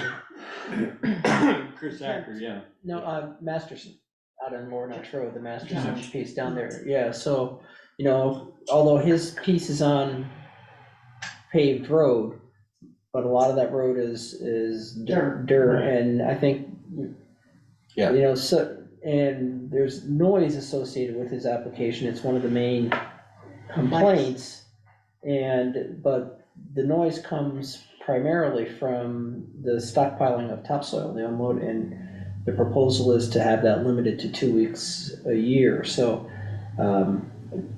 in some ways, it's, just strikes me, I wasn't at the PC meeting, so I was trying to address the Masterson situation after the fact, and too late. but a lot of the problem as far as neighborhood upset with the application was a lot due to Tailgate. noise.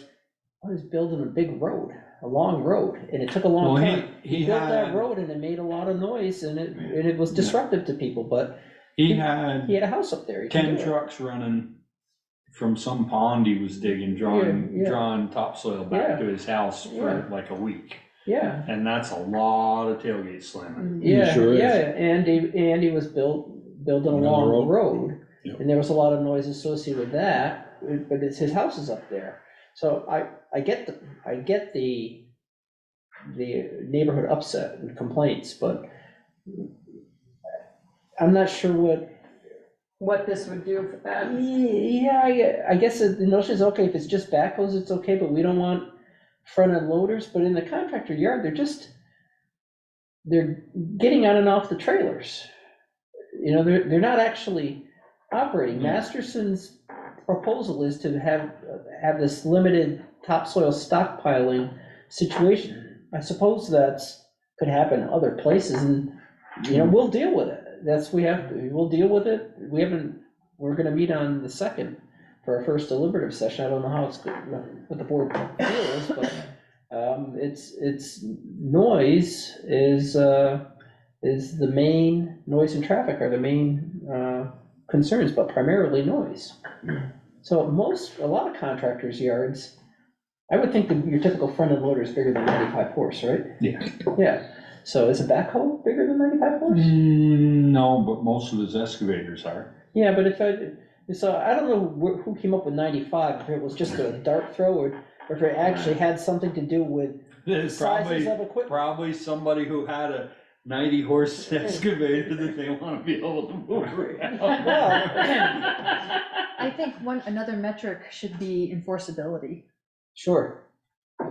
Yeah, no, it's, the practicalities of enforcement is, Well, and that's hard, you know, Tom Fox asked us that, well, how do you enforce it? How do you make them, it's like, well, first of all, you can't enforce something if you don't know there's a violation. And it's not the ZA's job to go around, you know, everybody's house to make sure they're in compliance, you know? It No, it's usually hard. comes from somebody complaining. right.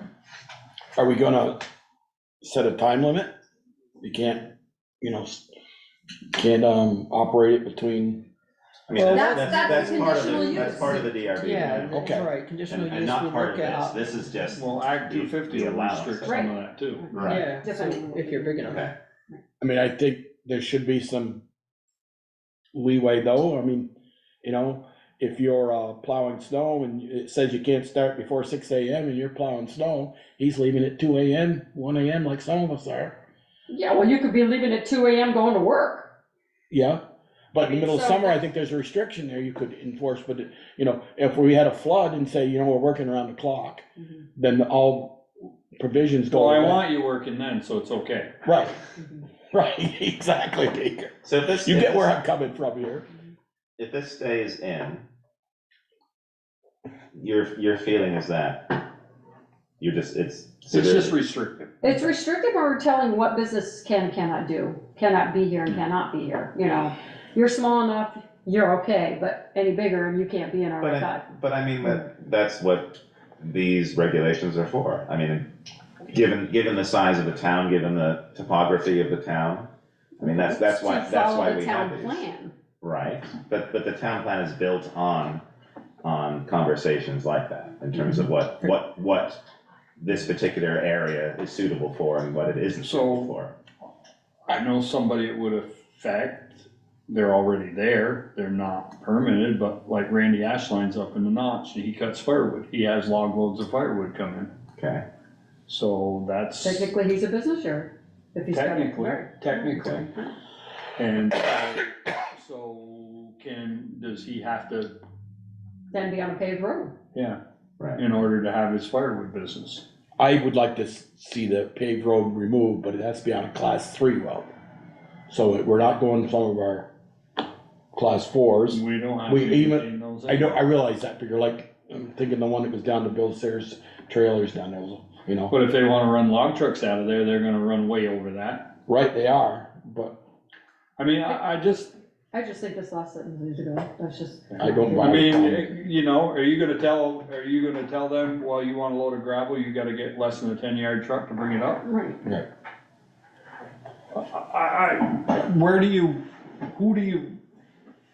Who do you justify can run the truck on the road and who can't?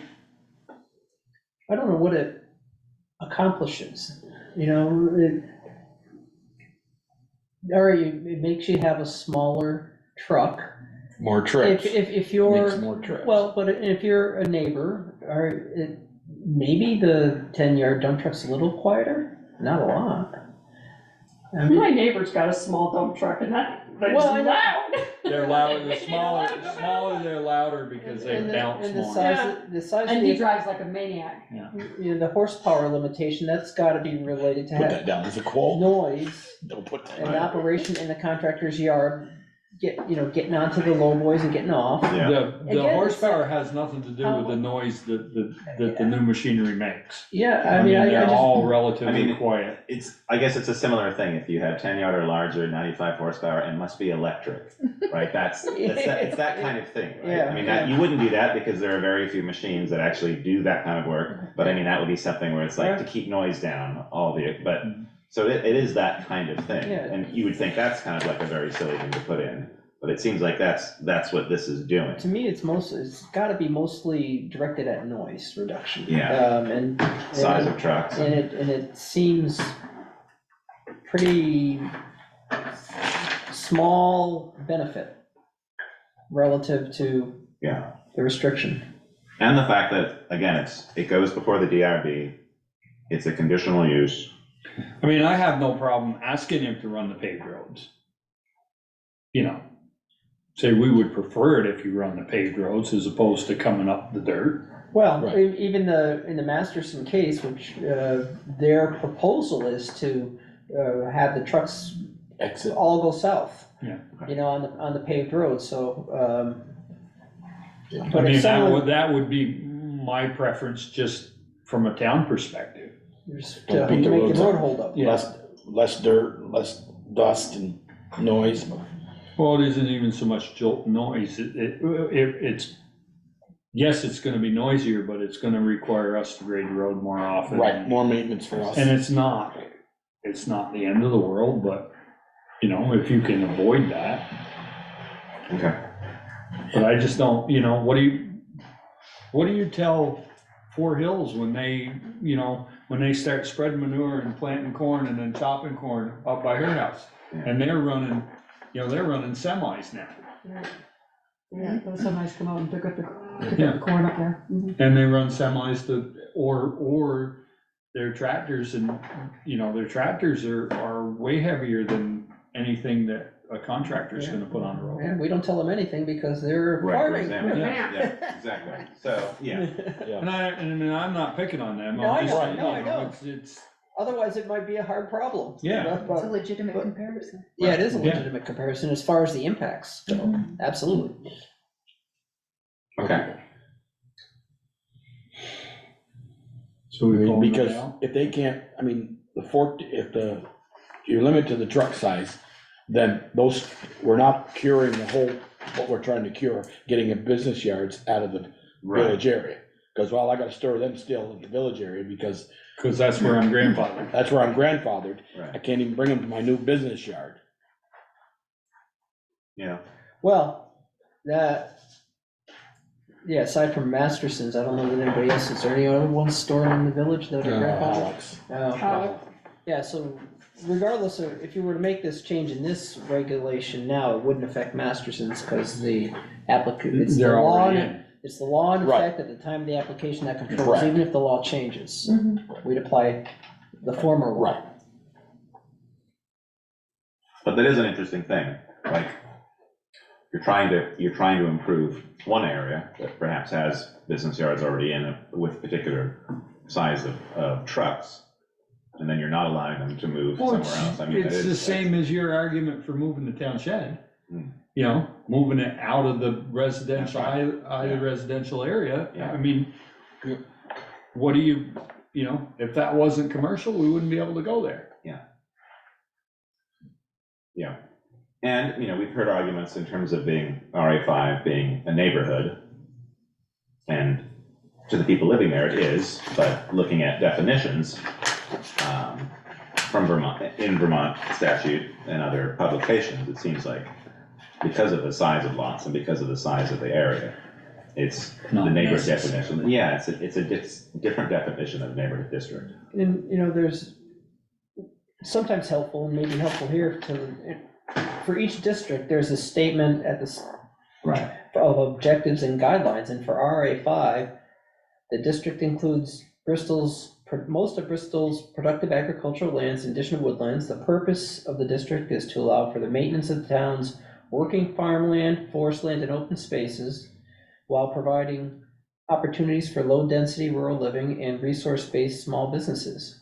Yeah. The desired character is that of rural countryside residential development compatible with and surrounded by agricultural uses, forest uses, and open space. Planned unit development and density-based zoning are permitted, so.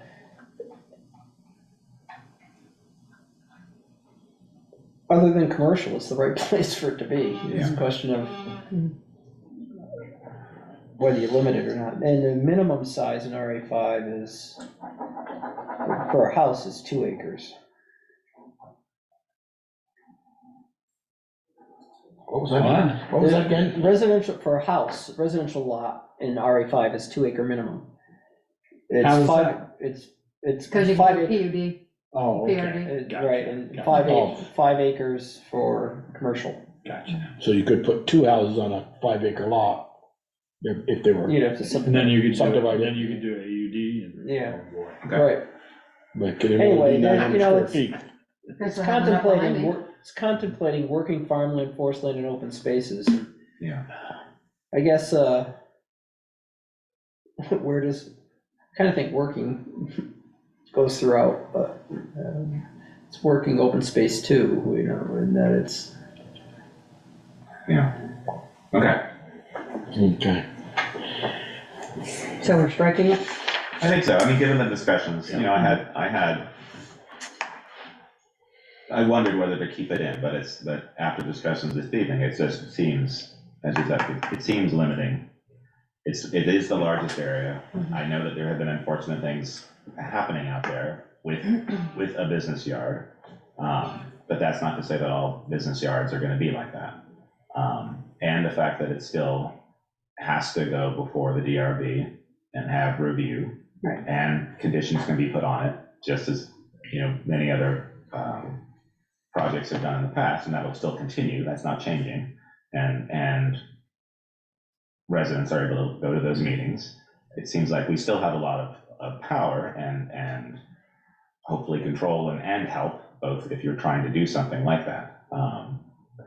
You know, a lot of times, people don't even realize, like, if you lived up there and your son wanted to start a small lawn mowing business and you got a couple lawnmowers, a trailer and a pickup, Yeah. nobody up there would say anything. Yeah. But technically, Yes. it's a business yard. Right. Yeah.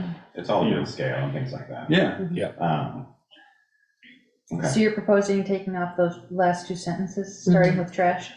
Yeah. I think everything else is fine in there. Yeah, I mean, I don't know, I mean, I know what they were trying to accomplish by taking out similar heavy equipment, similar businesses, but I don't think that does what they think it does. So I'm fine with leaving that in there, Okay. taking that stuff out. So starting with trash and Yeah. recycling, so we remove that. And we're gonna take out the truck size. Yeah, that whole. Those last whole two red, sentences, yeah, The whole change. yep. Was that the last one we had? I think that's the last one. Yeah, the main, I mean, you had that was your concern that you had brought up. I talked about the ADUs, we obviously had a lot of feedback in terms of Right. sizing and restrictions of that. And there was nothing else really, I mean, there was The the only other 900. thing we had was the person, whoever was concerned about having the inn, and I think that was John. They wanted it owner occupied. Yeah. And right. we're all fine with that, not having it owner occupied. Yeah, that's another enforceability problem. And I don't see, they're taking out the owner occupancy, but they're adding in a They have to manager. have a manager available 24/7. And so I think that's fine. And You get the the- same thing. you know, and it was brought up, the argument was a much larger company coming in Mhm. and taking it over, so you lose what a small town has, but the reality of that seems I'm not so gonna, if far I'm removed. running a 100-room motel, I'm not gonna come in and take over your 5 beds. Yeah, I mean, there just isn't, I just it's can't not see my that cup of tea. ever happening. The likelihood of that, of a large corporation doing that, it wouldn't make business sense. Without somebody on site. Use the Jolie here. Right. So yeah, there is the manager role in there. And the fact that particular one, even if it's not owner occupied, it's still, that type of business is based on service. It's not like it's a rental where it's your own a building and you don't look after it and you live somewhere else, and so your person renting for a year or 2 years or whatever has issues and you know, things aren't dealt with. If you're an inn or a bed and breakfast, you know, that type of thing, like, you just get your negative reviews and no one's going there. And so it doesn't behoove you as the owner, even if you're not there, you still don't want that. And I think the manager. Yeah, covers that was the drawback when I was, what I wanted to do with the old fire station. Oh, right. You know, said that Yeah, somebody had to Well, live. now, if this changes now, you can. Great. So back, I hate to keep bringing back the ADU, so Sure. we're gonna do 900 in the HDR area, Only in HDR. only in That HDR. would be our I'm fine with that. Although you want to have the village mix, replicate the HDR dimensional standard. Because it's got nothing. But somebody who was out in the RA5 Okay. could build a garage bigger than that and Thank put you, an Bill. ADU in it, 35 feet, yes. up to 35 feet. Yes. Correct. Okay. Just because. Could build a just because 32 you by have the lot size 40 and the garage type of with an area apartment that above is. it. Okay, No. so No. Not unless their house is big enough to accommodate it. Well, That's why I asked the question. in RA two and RA five, I lost where we ended up, as far as, we still have size limitations on the ADU. Correct. That 30% of the habitable floor area, Or 900 square feet. outside, no, in RA, outside of HDR, we keeping it Two- 1,000? 2,000 in RA2, RA1 is 1,000.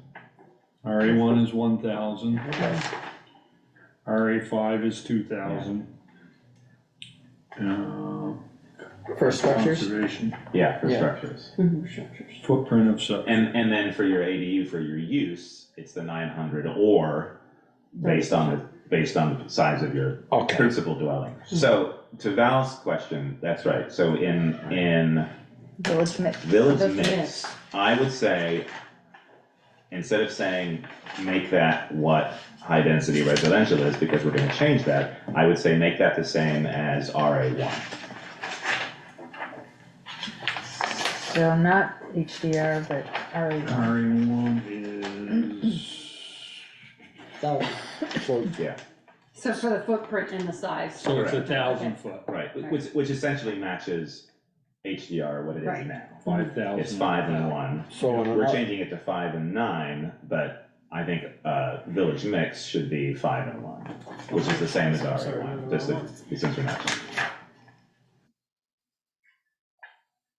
So it's, I said- footprint is what, 1? No, I was wrong. We're looking at village mix? Correct. Yeah, it doesn't, It doesn't say, it doesn't have footprints. that's what we're That's what we're adding. That's what adding. Yeah, yeah, oh, you're right, Yeah. You were, So- Because we were concerned that you could just build anything.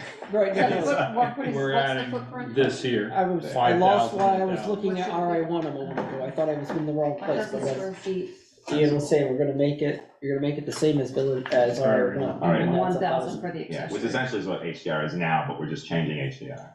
So, okay, so I still got my ADA question, our ADU question. Okay.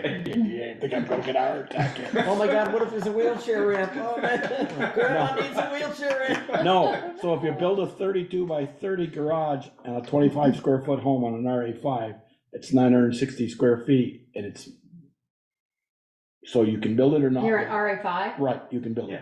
Yes, It's more than Yeah, 30%. yes, it's Yeah, 5 but and what are- 1,000, yes. And RA5 is 5 and 2,000. Correct, sorry, 5 and So you can buy a 2,000. 2,000 Up to square foot 2,000 square ADU. foot.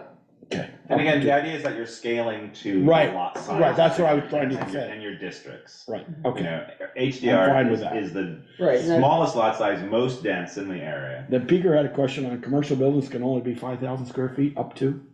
That's in RA5. Yeah. Which, you know, RA2 is the same, I believe.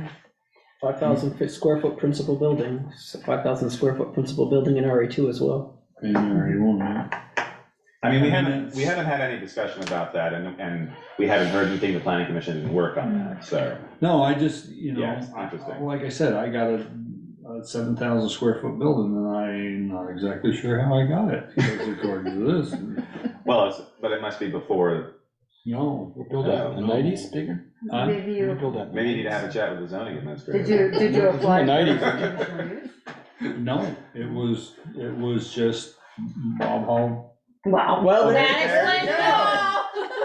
I was gonna suggest I didn't argue. it might have something. Don't say anymore, bigger. Why would I argue? You got your permit, you're good. That's right. Got a permit, Okay. got the building all built, and then Labor and Industry showed up and said, hey, you can't build this building without our permission. My brother was like, here it is. It's been built. Yeah, and then found out we had to go through Act 250, and the building was all built, and it's like, oh boy. I learned a lot on that project. Yeah, the hard See, way. things The hard happen. I remember you had to dig all the Not dirt. intent, but they're not But intentional. things happen, and they still continue to happen. Right. So Well, how- and how that's, do we you know, I improve came back and said, you know, when you're building a commercial building, because I didn't think it was a commercial building. It's Ah. my building for my use. Mm. And they're like, oh no, that's Well, he commercial. showed that? up, Oh, my I see. labor and industry showed up at my house when I was building the garage. I go, Joel and Star Boovier building this garage, not Boovier Construction. See you later. Until I told him, see you later. Right. I mean, but that's part Build of me the a problem. I two-car mean, and the garage problem and with, you know, Store the camper in. having our ZA say, well, you need this, this, and this, he really can't do that. He can say, you should check with, you know. Right. If you're building this, you still need to check. You may need You these need- permits. Right, you may need, and you should check with, Yeah. you know, Department of Labor, Should, public building, whatever. I mean, it was a think- whole lot But the smoother onus when is we did really our on apartment them. house because we knew I mean, everything. But I mean, Kevin's, the idea is that our ZA and that the town should help as much as they can. Right. To prevent the things that people Right. have gone through, and it still happens. Garfield is a perfect example of Right, and that. there's a balance there, cause you don't, it's not the zoning administrator's job to figure out all the permits they need. Exactly, You know, and so, Yeah. here are the people you should call. And you don't Yes. know. I mean, I didn't know that it was a building for my excavating business. I didn't know it was considered a commercial building. yeah, I wasn't gonna let anybody in there. Yeah. You know, Yeah, and that's, it's just outbuildings for you, yeah. Okay, so where are just- we? Peter, do you think, so Kevin, you said RA2 is 5,000 square foot for a commercial building, principal building, principal building, and same with RA5. right. Should we, I would Up leave that to up the PC. 7,500. I would leave that to the PC Yeah. to deal with at their next, you know. I think I think those are the that's a tight building. two questions for them is I the mean, you know, 50 trash by 100 recycling or- and, Well, you could make a commercial building, you could have different standards, you could have 5,000 square foot house and bigger if it's commercial, not that you necessarily want to. I'm taking Matheson's right now. I mean, he's only gonna be able to build a 2,000 square foot garage. right, the whole, and I'll bet if you you the truck one and he's got, trailer, I'll bet you the one he's got here on North Street. 2,000 square feet, yeah. Yeah, Yeah. So if he that's- didn't build his house up there, could he had built a bigger garage? That's what I'm trying to get, bigger shop for his maintenance. no, No, but it's still 2,000 a building, they're still in the regulations. But yeah, so that would be the next thing, I mean, so the PC has it. I'm not They're- sure they're- 5,000 is. They're getting a list of what they should look at, that could be one of them. Mhm. What is- It was mentioned in terms of What the, is, how Airbnb or short-term rentals 20,000 are regulated, or what Maybe kind of 30. stipulations we as a town put on those. I The think we looked director at was that. in Texas, so I didn't get to ask him. Oh, okay, yeah, I mean, it is something to A look lot of at, towns are struggling Yeah. with that, I've been What's on that? the front end of that and. Mhm. Well, they've been Killington- trying to get the public safety to take it over, and they've been fighting it. Well, Tooth and nail. they don't, Of course they are. they're overmatched. Take- and- yeah, Take what over, Peter, I didn't hear the first. Short-term rental. Short-term rental. like Oh, Airbnb. Airbnb. But you can deal with that through an ordinance rather than a zoning bylaw, it's either way. Ah, okay, And if you wanna take it up, I recommend just doing it through an ordinance, because okay, it's so much Cleaner. faster, Cleaner. quicker process, you can fine tune it, and the state doesn't have a lot of requirements, it's not, you know, so. and is that something the planning commission, would, if they chose to do so, would work on that ordinance, or You- present it to Well, us, see, for an ordinance, or does that come from here? an ordinance, it's the select board, now you could actually charge the planning commission to do it. Ah, okay, And it'd be advisory, hey, take a look at this stuff. Okay. And, that's what, the town of Rutland does not have zoning, believe it or not, it has subdivision, but not zoning, and, the select board charged the planning commission to consider a short-term rental ordinance. ah, okay, To come up with a draft, then it comes to the select board, but the select board adopts. And there, you don't have to deal with those number of public hearing requirements like you I see. do. It's a lot Okay. cleaner, so. In Mm. Killington, I think it might have been the first one. And I worked on it a lot, we had it in, most of the homes in Killington are second family homes, Yeah. vacation rentals, and it was in the zoning bylaws. And it got, people want tweaks, you're figuring it out the first time, and we've scrapped it, we're drafting it as an ordinance, which will take effect, and the bylaws will be repealed effective immediately once the ordinance takes effect. It's just a lot, Who enforces the ordinance? the town, Town well, administrator. well,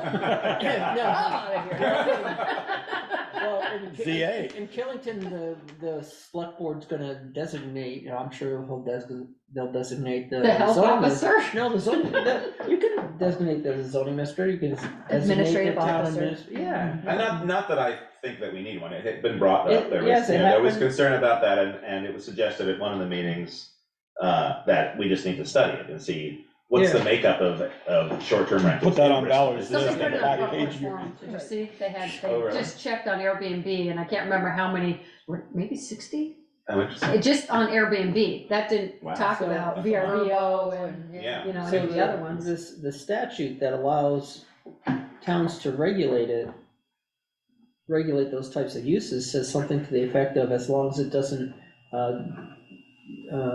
hinder the availability of affordable housing or rental housing. Oh, okay, You know, so that's the concern, yeah, one of the main concerns, that's the big concern in Burlington with UVM, and restricting students, but also Airbnbs, because there's so little housing stock for rentals, yeah. and the occupancy is like 98 or 99%, something like that, which causes rents to go Sky high. way, right, and then, so if you pull rental units out of the marketplace for people to live in, because it's an investment property, you just wanna flip it as a Airbnb, you've taken that out of the housing stock for your working people. Yeah. That's the issue, and that's, Right, towns are and supposed that's to what we think would of wanna that. study here, is it, how much of that is affecting Right, how people can live in Bristol, or if people can live in in Bristol. a town like Killington, doesn't have any impact at all, Right. and it's all second-family home, Right. they're all vacation homes. Right, well, that's what I was gonna say, the touristy spots, it's probably more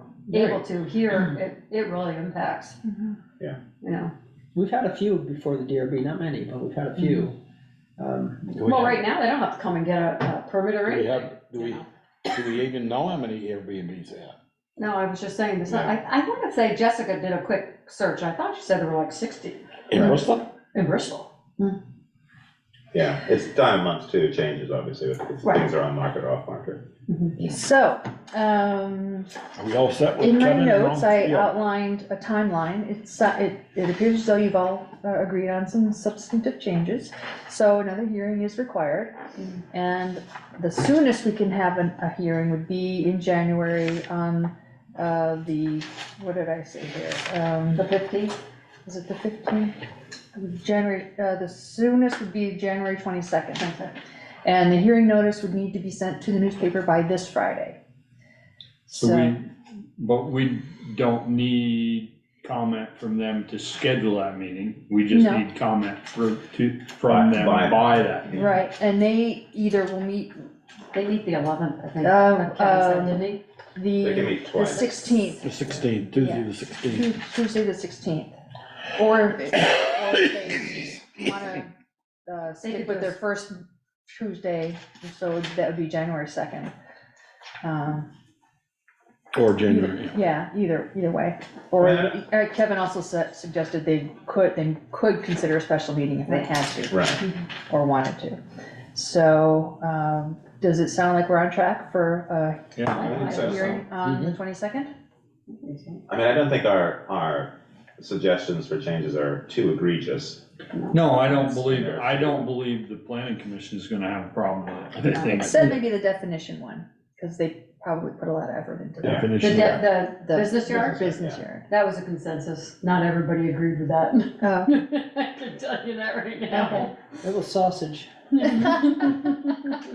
Yeah, interesting, and hopefully, after discussion tonight, the ADU part, in terms of the sizing, will be acceptable, and that'll be a good, So the statute, Val, says if any part of the proposal is changed, Mhm. the legislative body at least 10 days prior to the hearing shall file a copy of the change proposal with the clerk of the Mhm. municipality and the planning commission. Mhm. So we gotta get it to the PC for comment. And we have to have it, then we 10 have to days. have it posted 10 days before the 22nd. Well, also, but they don't meet. for the hearing, if it's going to be published in the, Addison? yeah, I guess I didn't put that date in there, You but did, I thought you said by this Friday. well, I have to get it to the paper by this Friday for publication on the 4th, which means it needs to be available and posted publicly by then, anyway, so. Well, they're not gonna have it, they're not gonna meet before then unless. they do a No, but special- they don't have to meet before then, we put this out, this is the document we want. Well, we have to make the changes, so if somebody has to make Right. the changes, we don't have the Word yeah, I do. version. I do. Oh, you do, okay. God, I gotta go pee.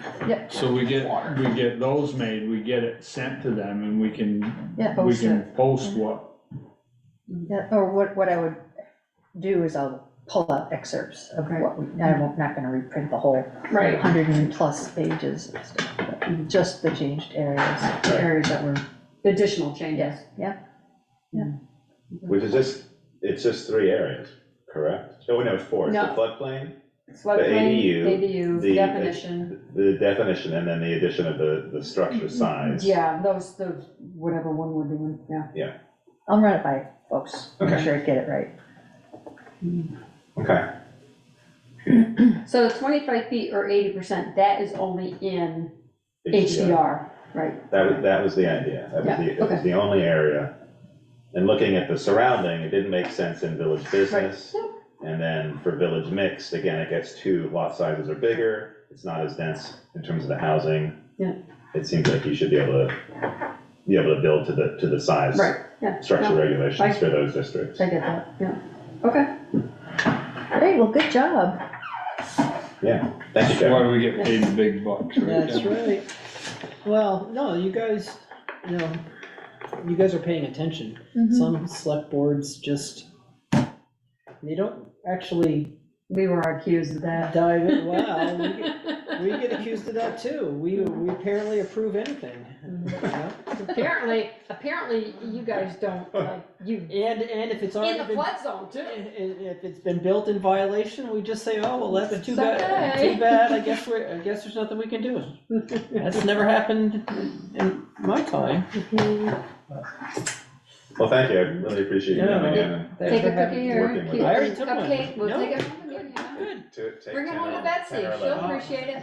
We have so many, all right, I'll say Michelle made me, it's chocolate, she'll want it. I brought one home, and it was my idea, not Michelle's. That's right. I was thinking of you, Betsy. There you go. Hope you guys don't have much more on your agenda, my God. No. I don't think we have much more. Minutes and Be out of here by now. Resolution. No. The and a quick Oh, yes. executive session. Mhm. Oh, and the Application or Okay. whatever. it is. Yes. We all set then? Mhm. Yep, just about. thanks, Kevin. Thank you, Kevin. Good night, good night. Did you lose a hat? Do you have a winter hat or is that the one? It's Jolie's. Joel's, okay. Over there. Yeah, that's mine. Okay, next. Review and approval of December 4th, December 11th, and December 18th, 2023. We don't have the 18th. I know we don't have the 18th, I already put no on that. I make a motion to accept December 4th and December 11th? 11th, with whatever changes I gave to that. Second. You had brief changes on the 4th and And none nothing on the on 11th. the 11th, yep. That's good. I looked at the 11th, I saw there was. Second. Or did you There's a motion. second that? There's a motion and a Is that the second. first? From That was the somebody. first and a second. Pick who you want, Valerie. All those in favor? Aye. Opposed? Okay. Thank you. Authorized accounts payable warrant, and that is 29,000, 24? $24,749.17. Did you notice we lost Darla at some point? Yeah, we did. Early on, It was like, the mountains, yeah. early on. Yeah. Yeah, she sent me and Joel a text saying that, I thought I saw and it. this was. I'm sick of listening to you guys. 6:55, she said, I lost the signal, but I heard much of the conversation. Thank you all for the good ideas and smart discussion. I'll try to jump back on when the signal comes back up. You gave Yeah, her. don't worry about I it. don't know how to find that thumbs up, so I have to. Oh, It's nice that she was able to do something. Okay, So 4A? yeah, 4A. be The transient. French agenda. Yeah, I just put down a V-Trans. That thing. So explain what this is, I saw that. Yeah. my This is for the intro- Lincoln Road, the riverbank repair work. And This they're is all looking the for- engineering that we've paid out so far. Oh, okay. Yeah, Does that include So the? that's coming out of the bore- grant. Does that include the boring? no, that's it's different. Oh, okay. Yeah, this is just the Lincoln Road project. We're asking for, Engineering. I say here, The boring. 28,000, No, this is the state, for the engineering for the Caribbean. So I should read that amount. Okay. Oh, yeah, and, well, you don't need to read it. Okay. But if you guys could sign it, that would be handy. All right. So I motion a second to accept this grant, Can I It's do not a both? grant, it's a request for request for reimbursement. reimbursement from YHO Transportation. So moved. Second. There's a motion and a second, all those in favor? Aye. All right, closed. Okay, other correspondence, reports, Nothing? nothing. We sign and sign, yeah, it says. sign. Executive session, we have something you said? Ian would like to have a conversation. Okay, I'd entertain a motion to go in executive session. I make a motion to enter an executive session for one VSA section 303, 313. 313 for personnel? Sure. Personnel. Okay, Second. there's a motion and a second, we are through in executive session. Okay. Yeah. Just kind of that.